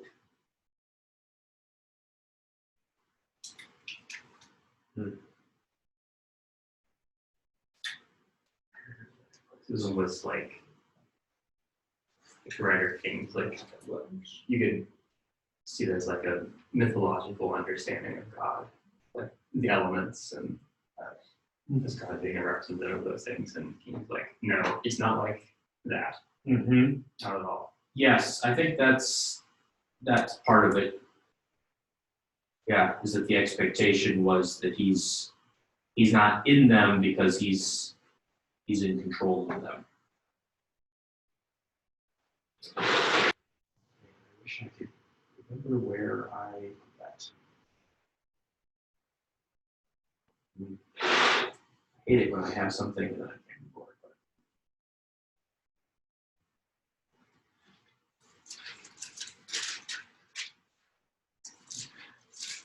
find any of those 4 nail punches. Anyway, no, still can't find those either. Nope. Nope. Huh. Yeah, I'll have to search for it. But yeah, the basic idea is that it's the still small voice is very much a demonstrating that God is in control of all of those other elements. He's not in them because he's over them, and that he is the one who is over nature. Nature's not over him. He's able to calm and quiet everything. And so the chaos that has just existed in this whole showdown with Baal, God's in control of that.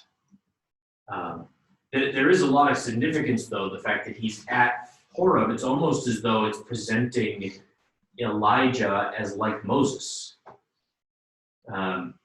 which is it's kind of an odd picture because he's not giving any law. So aren't Elijah and Moses the 2 people of the Transfiguration? they are. Yeah, Moses usually represents law, and Elijah is usually the representative of the prophets. So why is Elijah acting like Moses? I wonder if some of it is Elijah is fulfilling the word of Moses when Moses says, God will raise up another prophet like me, and you must listen to him. Mm-hmm. If this is God commissioning him, almost, even though we've already gone several chapters talking about Elijah, of commissioning him as, okay, you are the mouthpiece like Moses. You are the, in fact, I think, let's see, I think the name of the article I'm looking for is A Prophet Like Moses. I think that's the name of it. So when Jesus called the storm, his disciples should have immediately recognized that, no, this isn't just cool, this is a sign of, not even just a sign of a deity, a sign of Yahweh. Yeah, you would think they would have caught that. Well, I mean, in theory. They didn't catch much, but. They did not, unfortunately. Yes. Yeah.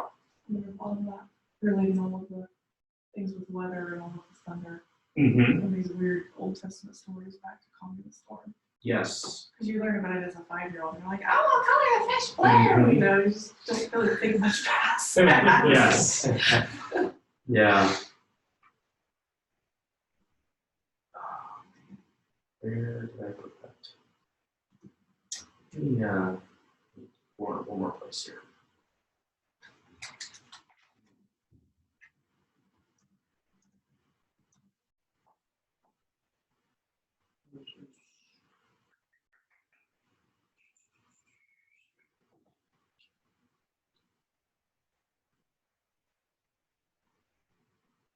Nope, that's not it.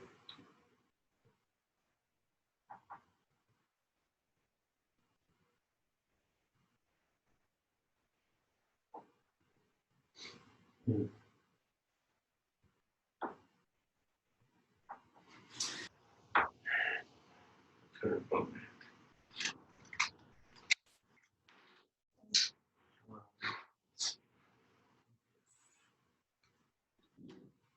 Let's try this.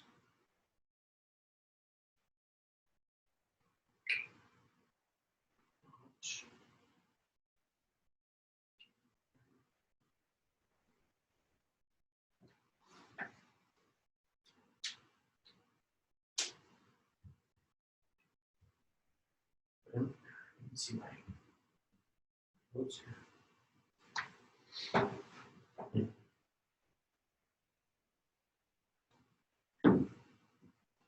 If you were,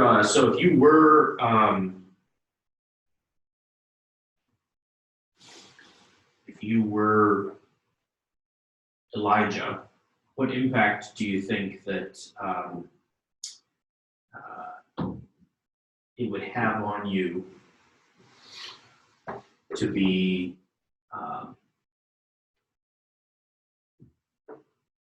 at Horeb and to encounter this theophany with God?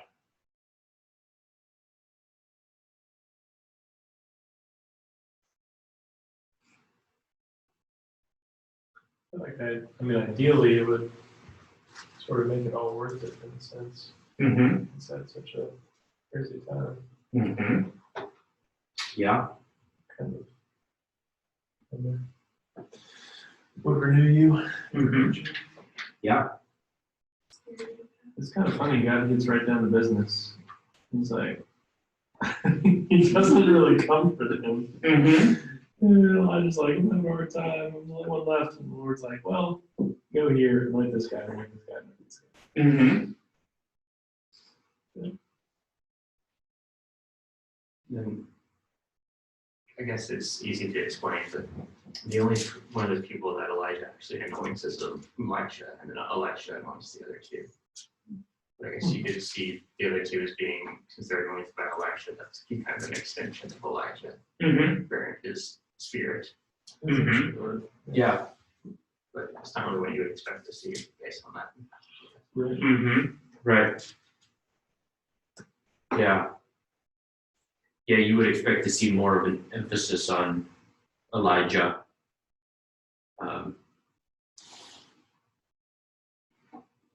Yeah, it is. I mean, it's fascinating that he's this huge figure at the end of the book, but when you really stop and think about what he did,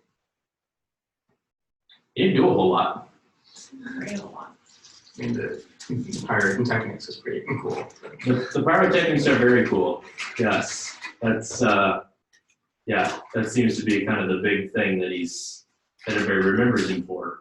But It's kind of weird. You think like the prophets all had horrible lives. Like at least Elijah got to do that and kind of stuff. that's true. Like, Yes. Jeremiah and Ezekiel have to wear like dirty underwear and go like lay in the dirt for a year. Yep. That's right. Yep. Yep. Yes. If you're having a really bad Monday, remember you clean underwear. You have clean underwear. Okay, Yes. just put that on your wall somewhere. Exactly. Office. Yep. Yep. That's it. Yeah. You don't have to get to Ezekiel. That's right. Yep. Yep. That's true. Yeah. Need to remind yourself of. Yeah. Let's see. First Kings. It's 18, right? That the still small voice shows up in. Is that 18? 19. First King. Oh, here we go. Here we go.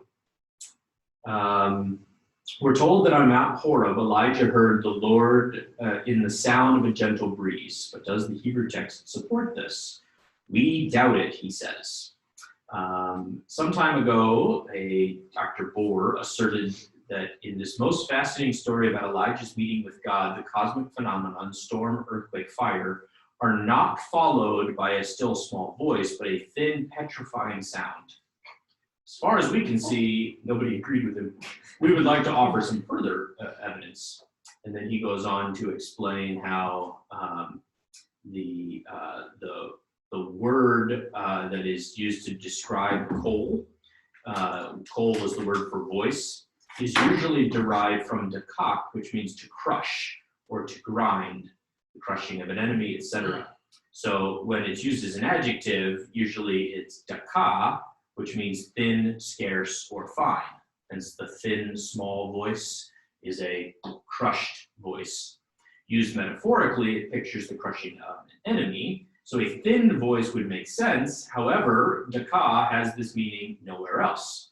Instead, the root daka, to be fine by grinding, hardly allows for such a reading. One can also determine daka as an active participle, crushing. This could be a qualifier of a voice. It's also compatible with the other word, roaring. So in this view, we have to translate kol demama daka, as a crushing, roaring sound. This remains difficult since a voice or sound usually does not crush or make fine by grinding. However, we have a parallel text in Psalm, hang on, it's in Roman numerals here. What's that? 93:3. Here the term daka is also used, and it is rendering the thunderous sound of the floods. It's spelled differently with a kaf instead of a kof, a k instead of a q, but they are derived from the same root. But it is only in Psalm 93:3 and 1 Kings 19:12 that daka is connected with coal. Psalm 93:3 makes clear that this is not meant to be silent but roaring. So in this context, daka must have the meaning of a crushing, thunderous sound of waves, which could permit us to translate daka in 1 Kings as thunderous. So it may suffice to notice that in descriptions of a theophany, it usually refers to the thunder as Yahweh's roaring voice. And it needs to be seen in the fact that this is a theophany, very much like Moses.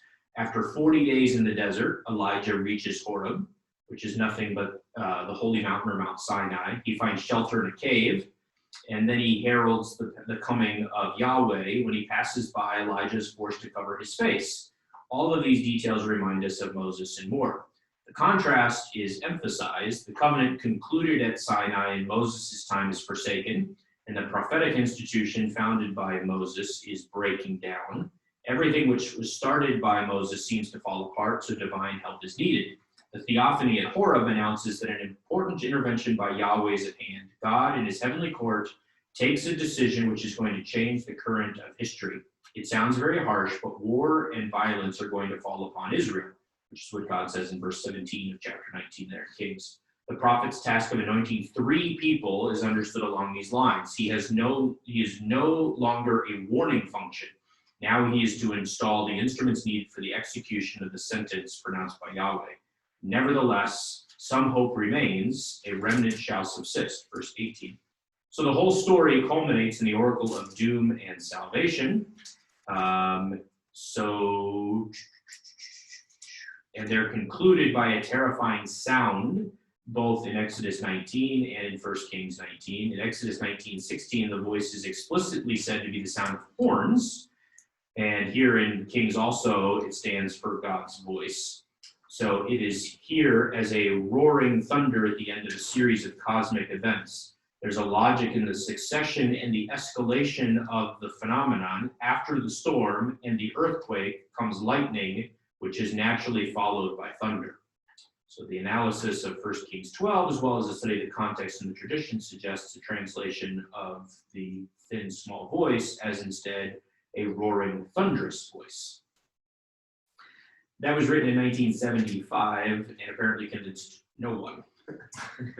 However, I find it a very fascinating take on the idea of you've got Elijah in a cave and he hears a storm, so he hides. He hears an earthquake, so he hides. He sees lightning, so he hides. And then he hears nothing and he knows to come out of the cave, which is fascinating. That he knows, oh, thin small voice, I need to cover my face. But if it's thunder, it might make a little more sense. Either way, whether you come down as a thin small voice and you take Daka as DQ, basically.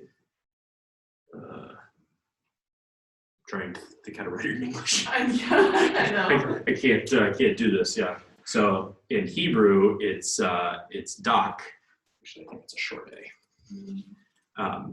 So that means thin or fine, but it comes from dakak with 2 Q's. That is the verb form of dakak. And They said it's used, it's actually spelled with that. well, the one in Psalm 93:3. Oops. It's actually dak. It comes from the root, this root.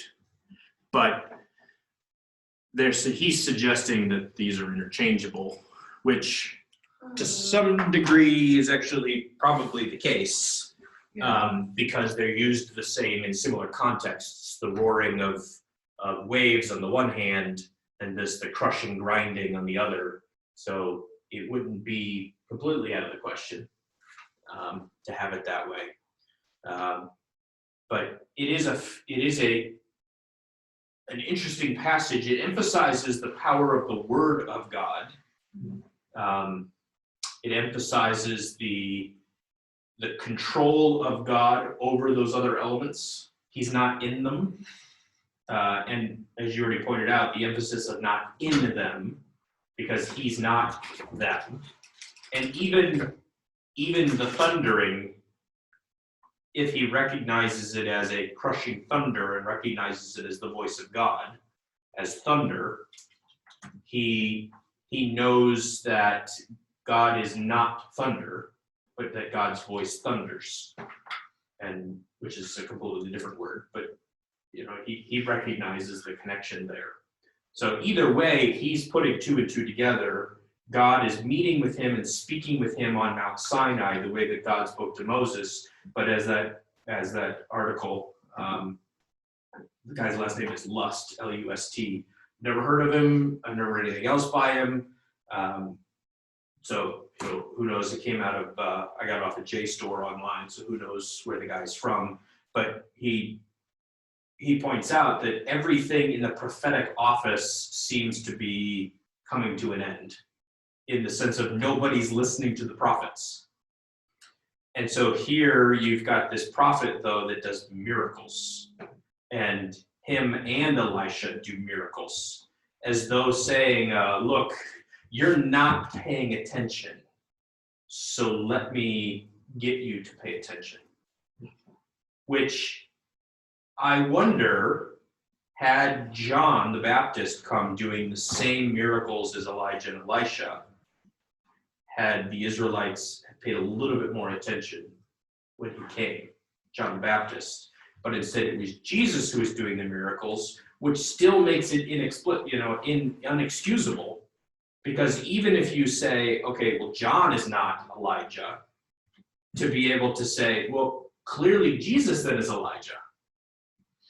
So even if you don't see John as Elijah, because you don't see miracles and you're like, yeah, John doesn't fit, he's not Elijah, you look at Jesus and say, well, Jesus is feeding 5,000. Jesus is doing all these miracles, some of which are very similar to the miracles that Elijah and Elisha did, and that you would go to Jesus and say, so Jesus, where is the one who's yet to come? Nobody asks Jesus that question. So he's preaching with authority. He goes up on a mountain and teaches from the mountain, like Moses in the Sermon on the Mount, presents a new law. All these things that Elijah and Elisha did that are indications of who Jesus is are there, but even if you miss them, you should at the very least think that Jesus is John the Baptist. But they didn't even come to that conclusion. So we'd almost be willing to give them a pass of, okay, John didn't do the miracles, so you missed it. But hey, you caught that Jesus did miracles, so you thought he must be Elijah, and so you were asking Jesus, who's the Messiah? Where is he? Okay, we can see how you made that mistake. Simple mistake, didn't fit what you're expecting. Not well, John didn't do miracles, so we crucified the next guy. That makes no sense whatsoever, especially when he's doing all of these miracles that you know of from the Old Testament. And God has said numerous times in Deuteronomy, if a prophet does signs, you should listen to what he says, unless he says, go follow other gods, which Jesus is not saying. Never once does he ever suggest that you should worship other gods. In fact, he never even says you should stop offering sacrifices in the temple. I mean, he hints at it, you destroy this temple and I'll rebuild it in 3 days, and there won't be one stone left on another. But he never tells the Jews, don't worship Yahweh. So he doesn't fit the bill of a false prophet. The closest he ever comes is when he says, I am, and sets himself up as God. But even then, I don't know that that's really why they're all that upset about him. Because you would think they would bring that up at his trial. But instead, they can't even get the false witnesses to agree with each other at his trial. So they're not very good at the whole trial aspect of it. So, you would think that they would make the connection, just like Sarah said, that they would make the connection of, he quiets the wind and the waves. Who is this? Well, think about it. Moses, no, not Moses. Elijah. Ooh, right. You might fit Elijah. I mean, it's not a very long list that you have to go through. How many prophets do we know in the Old Testament that did miracles? It's a very short list. But they don't go there. It's interesting to me that they describe John the Baptist as coming in the spirit of Elijah. But the main thing that he does is emphasize repentance. Mm-hmm. Yeah. Which is fascinating. Mm-hmm. And you would think they would get that from going through Kings and Chronicles. Mm-hmm. That repentance is important. And then you have the miracles from Jesus. Mm-hmm. But John's main job is to call people to repentance, which is what the prophets were doing. Yep. No one was listening to them. Right. Yeah. I think a lot of this plays into the judgment that you see upon the Jews at the time of Christ. That they had all the evidence they needed. They had the miracles. They had the teaching. They had, even after Jesus rose again from the dead, you still have the miracles. You still have, that should have gotten their attention. And it didn't. Any more than it didn't get the attention of the north. So that it's almost as though the book of Kings is standing in judgment of Israel pre-exile, exile, post-exile, and the time of Christ. At least those last chapters are a warning, but they're also condemning of this is what you didn't pay attention to. From a secular standpoint, is the history of Israel just fascinating to scholars because they have a very unhealthy view of themselves? I mean, from a historical perspective, you wouldn't write all these things about your normal kings, and yet they, or another king or another rival king would write bad things about your kingdom. But Israel's recording history and trashing themselves. Yeah, unfortunately, a lot of secular scholarship is very intent on figuring out what really happened. And so they just dismiss anything that's supernatural and assume that, okay, yeah, maybe Elijah didn't like Ahab, but yeah, he wasn't that bad of a king. He did a lot of good. He was a good king. Because that's how, that's how they're evaluating it. They're not evaluating it theologically. They're evaluating it. They were prosperous. I mean, the height of Israel's prosperity is really under Jeroboam II. But that's really when they're also pretty near their height of wickedness. Things are pretty good in Israel in those days. And yet. So they don't chalk it up to history. They chalk it up as, oh, there was this little crazy guy who didn't like this king and he wrote a book about him. Right, and the Deuteronomist doesn't like him either, which is why he portrays him so negatively. Just like that's why Saul is portrayed so poorly in Samuel, is because somebody from the line of David is the one who wrote the book. It's so passe though. I mean, no wonder nobody Yes. do Old Testament studies. Yes. Yeah. Because anything you don't like, you just dismiss. Yeah. So they, historical criticism automatically assumes there is nothing supernatural. But that isn't very critical. I mean, kind of like what you were talking about in the first. Yeah. Yep. Yeah, it's unfortunate because there's so many stories that if you take out the supernatural, or even an understanding of the supernatural, the stories make absolutely no sense as to why you would include them. Here we're talking about the downfall of one of the greatest kingdoms of the ancient world, David's kingdom and Solomon's kingdom. People came from all over to see Solomon's wealth and Solomon's riches, and I mean, it was an incredible kingdom. You got your big boys on the east, the Assyrians, the Babylonians, I remember the name. There's one north of the Assyrians that archaeologically we've only found like the last 25 years that was kind of up there. It starts with a U. It's not Ugarit, but it's, I don't know, Urartu or something. They were the ones, we kind of found them the way that we found some of the planets. That planet behaves weird. How do we explain it? Well, there must be another planet there. And they find, oh yeah, there it is. Assyria acts weird. And they couldn't figure out why is Assyria not, there's times when Assyria seems really afraid of everybody, but there's nobody there. And so they theorized there must be somebody there. And so they just dug until they found something. Like, oh yeah, they're there. And when they messed with Assyria, Assyria left everybody else alone. So you got those big guys on the Tigris-Euphrates River off to the east. On the west, you've got Egypt. In Turkey, you got the Hittites. This vacuum here is filled by Israel for several hundred years. And so you got this downfall of this mighty kingdom, and right in the middle of it, you got some old guy who calls down curses of a she-bear coming out and mauling a bunch of kids because they picked on because he's bald. Now, as a secular historian, I don't know how you explain that. It only makes sense if you understand it as theological. Now, it's a historical event that was included in the book because it shows that even the kids were making fun of prophets. Not even the kids will listen, but the kids have no qualms about making fun of a prophet. And yet, if you're a secular historian, well, that's irrelevant, who cares? So, you might talk about it if you were interested in the history of religions, or you might talk about it if you were interested in how Israel wrote their history. But if you were interested just in the actual history of Israel, you would just dismiss it because it's not relevant.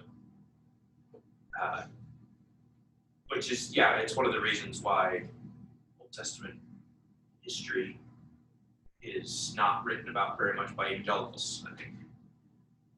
because you have to wade into that world.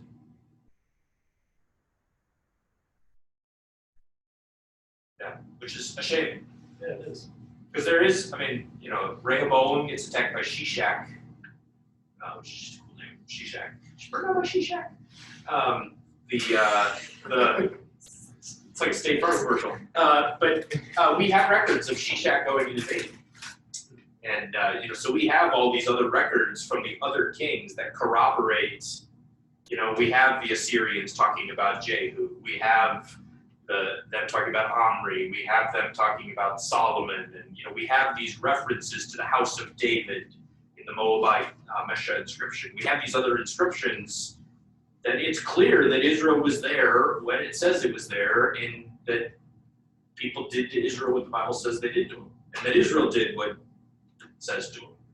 And so this is not, you know, this is not the, you know, the history of a group of people who lived in Antarctica in 5000 BC, and yeah, well, that's great, good for them. None of us are going to go there and see if it actually happened.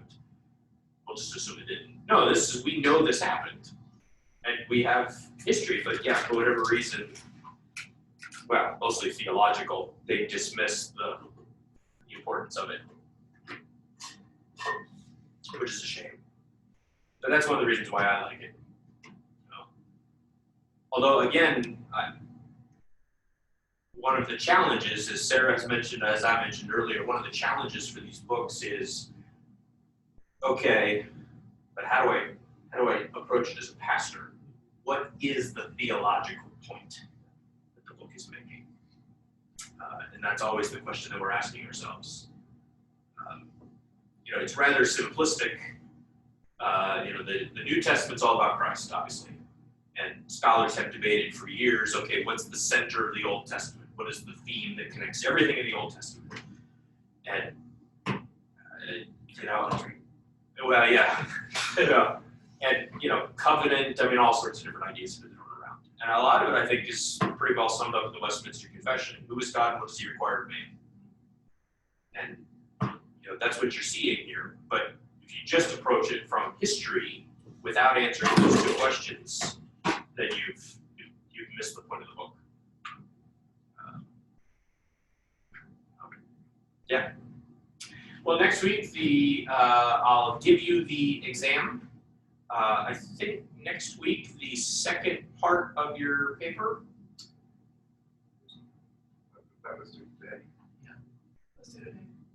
That was due today. So next week, yes, I have a syllabus somewhere. So next week, I will give you the exam, and then it's due the following week. And the questions are on there, and if I add any questions, I will tell you ahead of time. This is a take-home exam. It is a take-home exam, yep. So you'll have between next Thursday and the following Thursday. So we can Google all the answers. Exactly, yes. Well, we can't, that's Yeah, and then after spring break is when your rough draft is due, so April 11th or something. All right. That's good. Excellent. I wanted to ask you about something. So Yes, my, give me 1 second, my 2-hour timer's up, so. Oh my gosh, it's actually running. There's a lot of stuff. I think commercials ready to Aren't they delicious? happy belly. I don't know what I didn't know. Never seen that as food before. They're amazing. I still think those cookies all day. Ooh. Good stuff. How old are your kids now, son? Eleanor's 4, and Andy's 2 in a couple weeks. And we have a 12-year-old foster daughter, so that was a mistake, but you know. Wow. I'm just kidding. It's been incredibly difficult, I would think so. but she is beautiful and sweet, and was formerly a Muslim and gave her life to the Lord.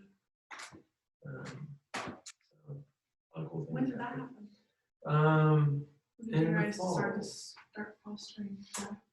She came in January of last year. Okay. So, yeah. I know, I feel like I was just at y'all's house the other night. I know. It was probably 2 years ago almost. That was about a year and a half ago. Yeah. Or yeah, That's I'll show you a picture. Yes.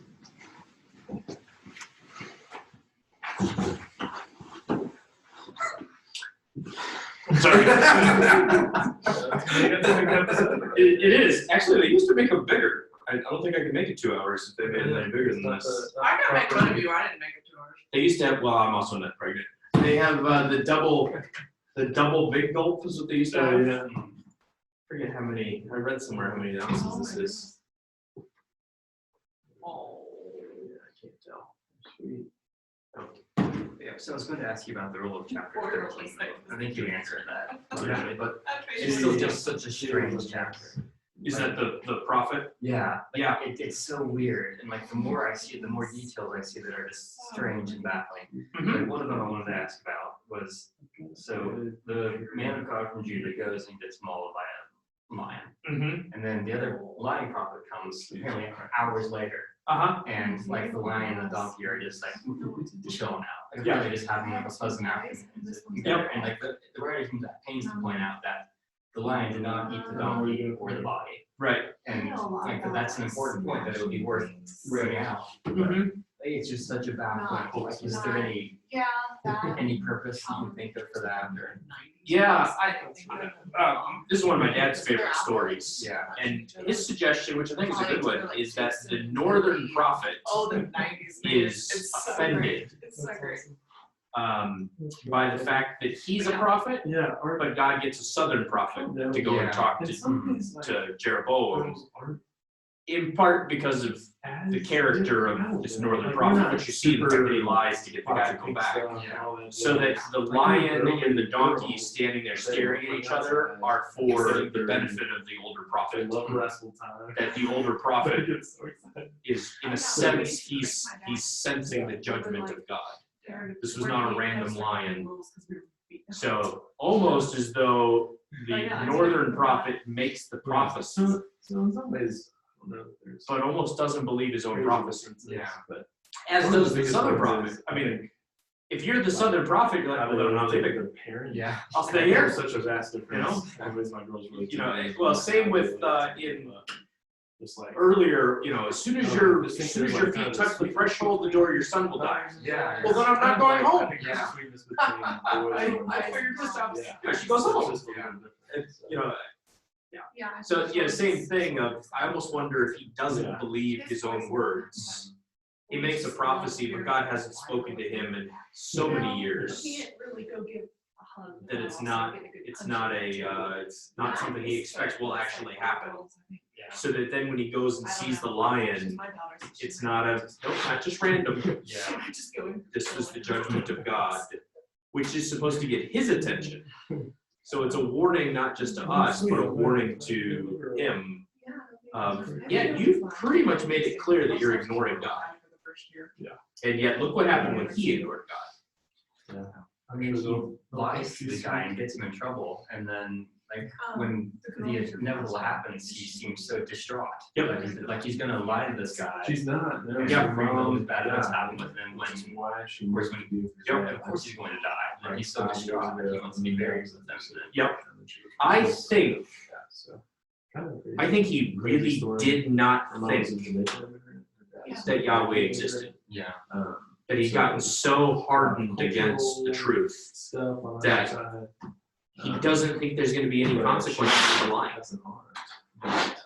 So I can tell the guy, even though the guy has been told by God, he's kind of given the equivalent. Yeah, did God really say?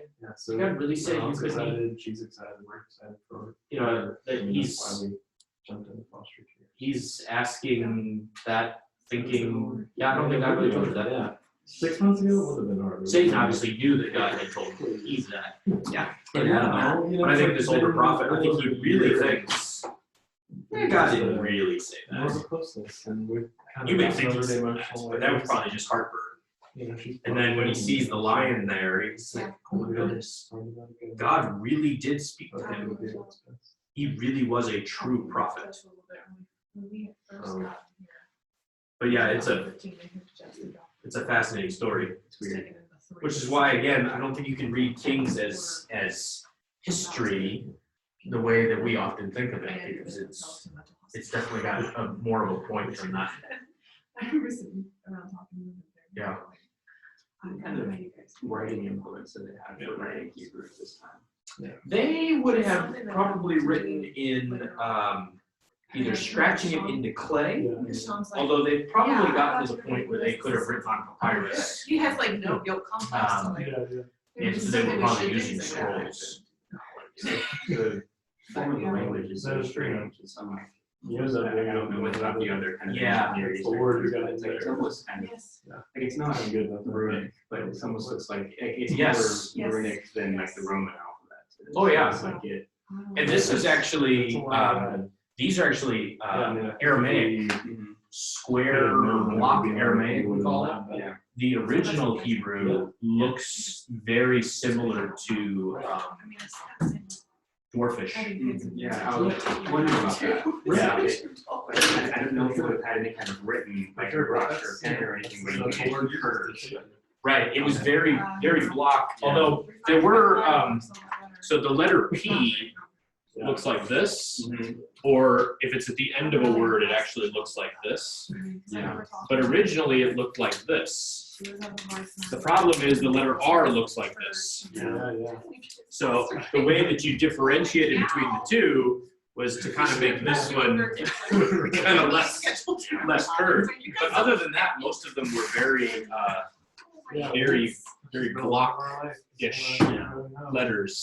There used to be, in fact, I hope there still is, if you go on, It's well around, but see if I can find it, there is an app. Do you have an Android or an iPhone? Okay, maybe it's on iPhone as well, but I know I've seen it on Android.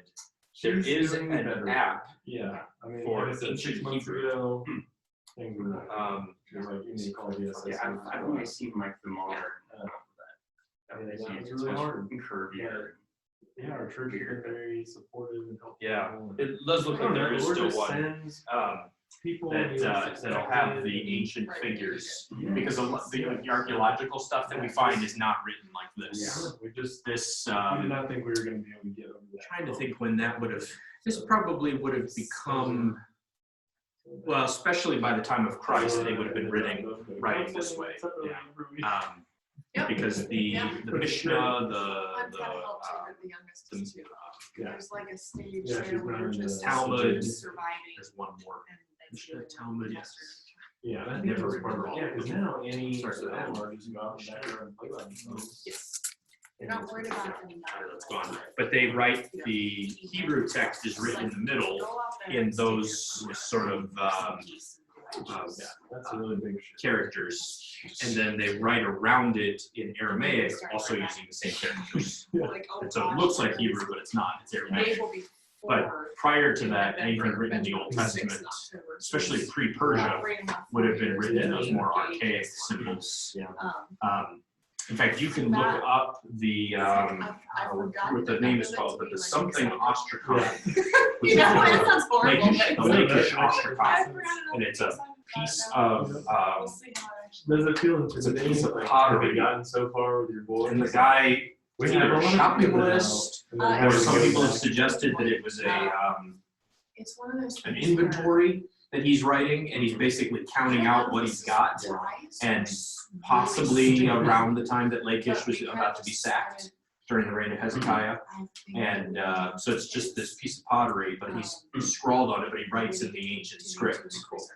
And which is a either Phoenician or Proto-Sinaitic, sometimes they call it. And it was kind of a parent script for a lot of languages like Are gonna happen. Phoenician. So Lakish, Yeah, Lachish, and then Ostracon, But Ostracon. we're just gonna do it. And, yeah, and so a lot of those ancient inscriptions, the other languages are all written in cuneiform, So, which in some ways is a whole lot easier That's what we said. to render. Yeah. Just because having the playmates with the When I two was boys. in high school, I was cool, so I studied, like, I went through a And phase you of, like, getting really into, like, the Greek alphabet. Yeah. You have a younger brother. Yeah, Figure that out. Which honestly, the I younger brother looked can be into that. I his didn't older brother. Look at anything from, like, this part of But the it's world. like you guys Mhm. have YouTube to Yeah. train each other, you guys are well, if you look up buddies. Proto-Sinaitic, For this next one, then it's that is very much the alphabet that close. the ancient Hebrew would have been based My on sister it. and I are twins. And why you could end up with situations like this where letters look the same. Yeah. Because sometimes the person translating it didn't know what the letter was. And or thinks he knows what it is and ends up Too much. putting it incorrectly. Especially because we have, in Hebrew, we also have Terrifying. this letter. Sorry, my penmanship is terrible. Yeah. There. But we have two of them. Oh, yes. But you put a dot over it if it has an S sound on that side, and you put a dot over on that side if it's an SH sound. The problem is we've also got this, which is the letter S, that makes the same sound as this one. So these end up being used interchangeably in some places, and there was no dot. So you have to figure out if it's the one with the dot or the one without, based on context and anything, memory and anything else. So because of just the nature of the language, a lot of it, it's remarkable how well preserved the text is when you think about how difficult it would have been to translate it and record it and everything. You have that book. I do. I think. Sweet. Yes. I will, Let me grab that for you. thanks.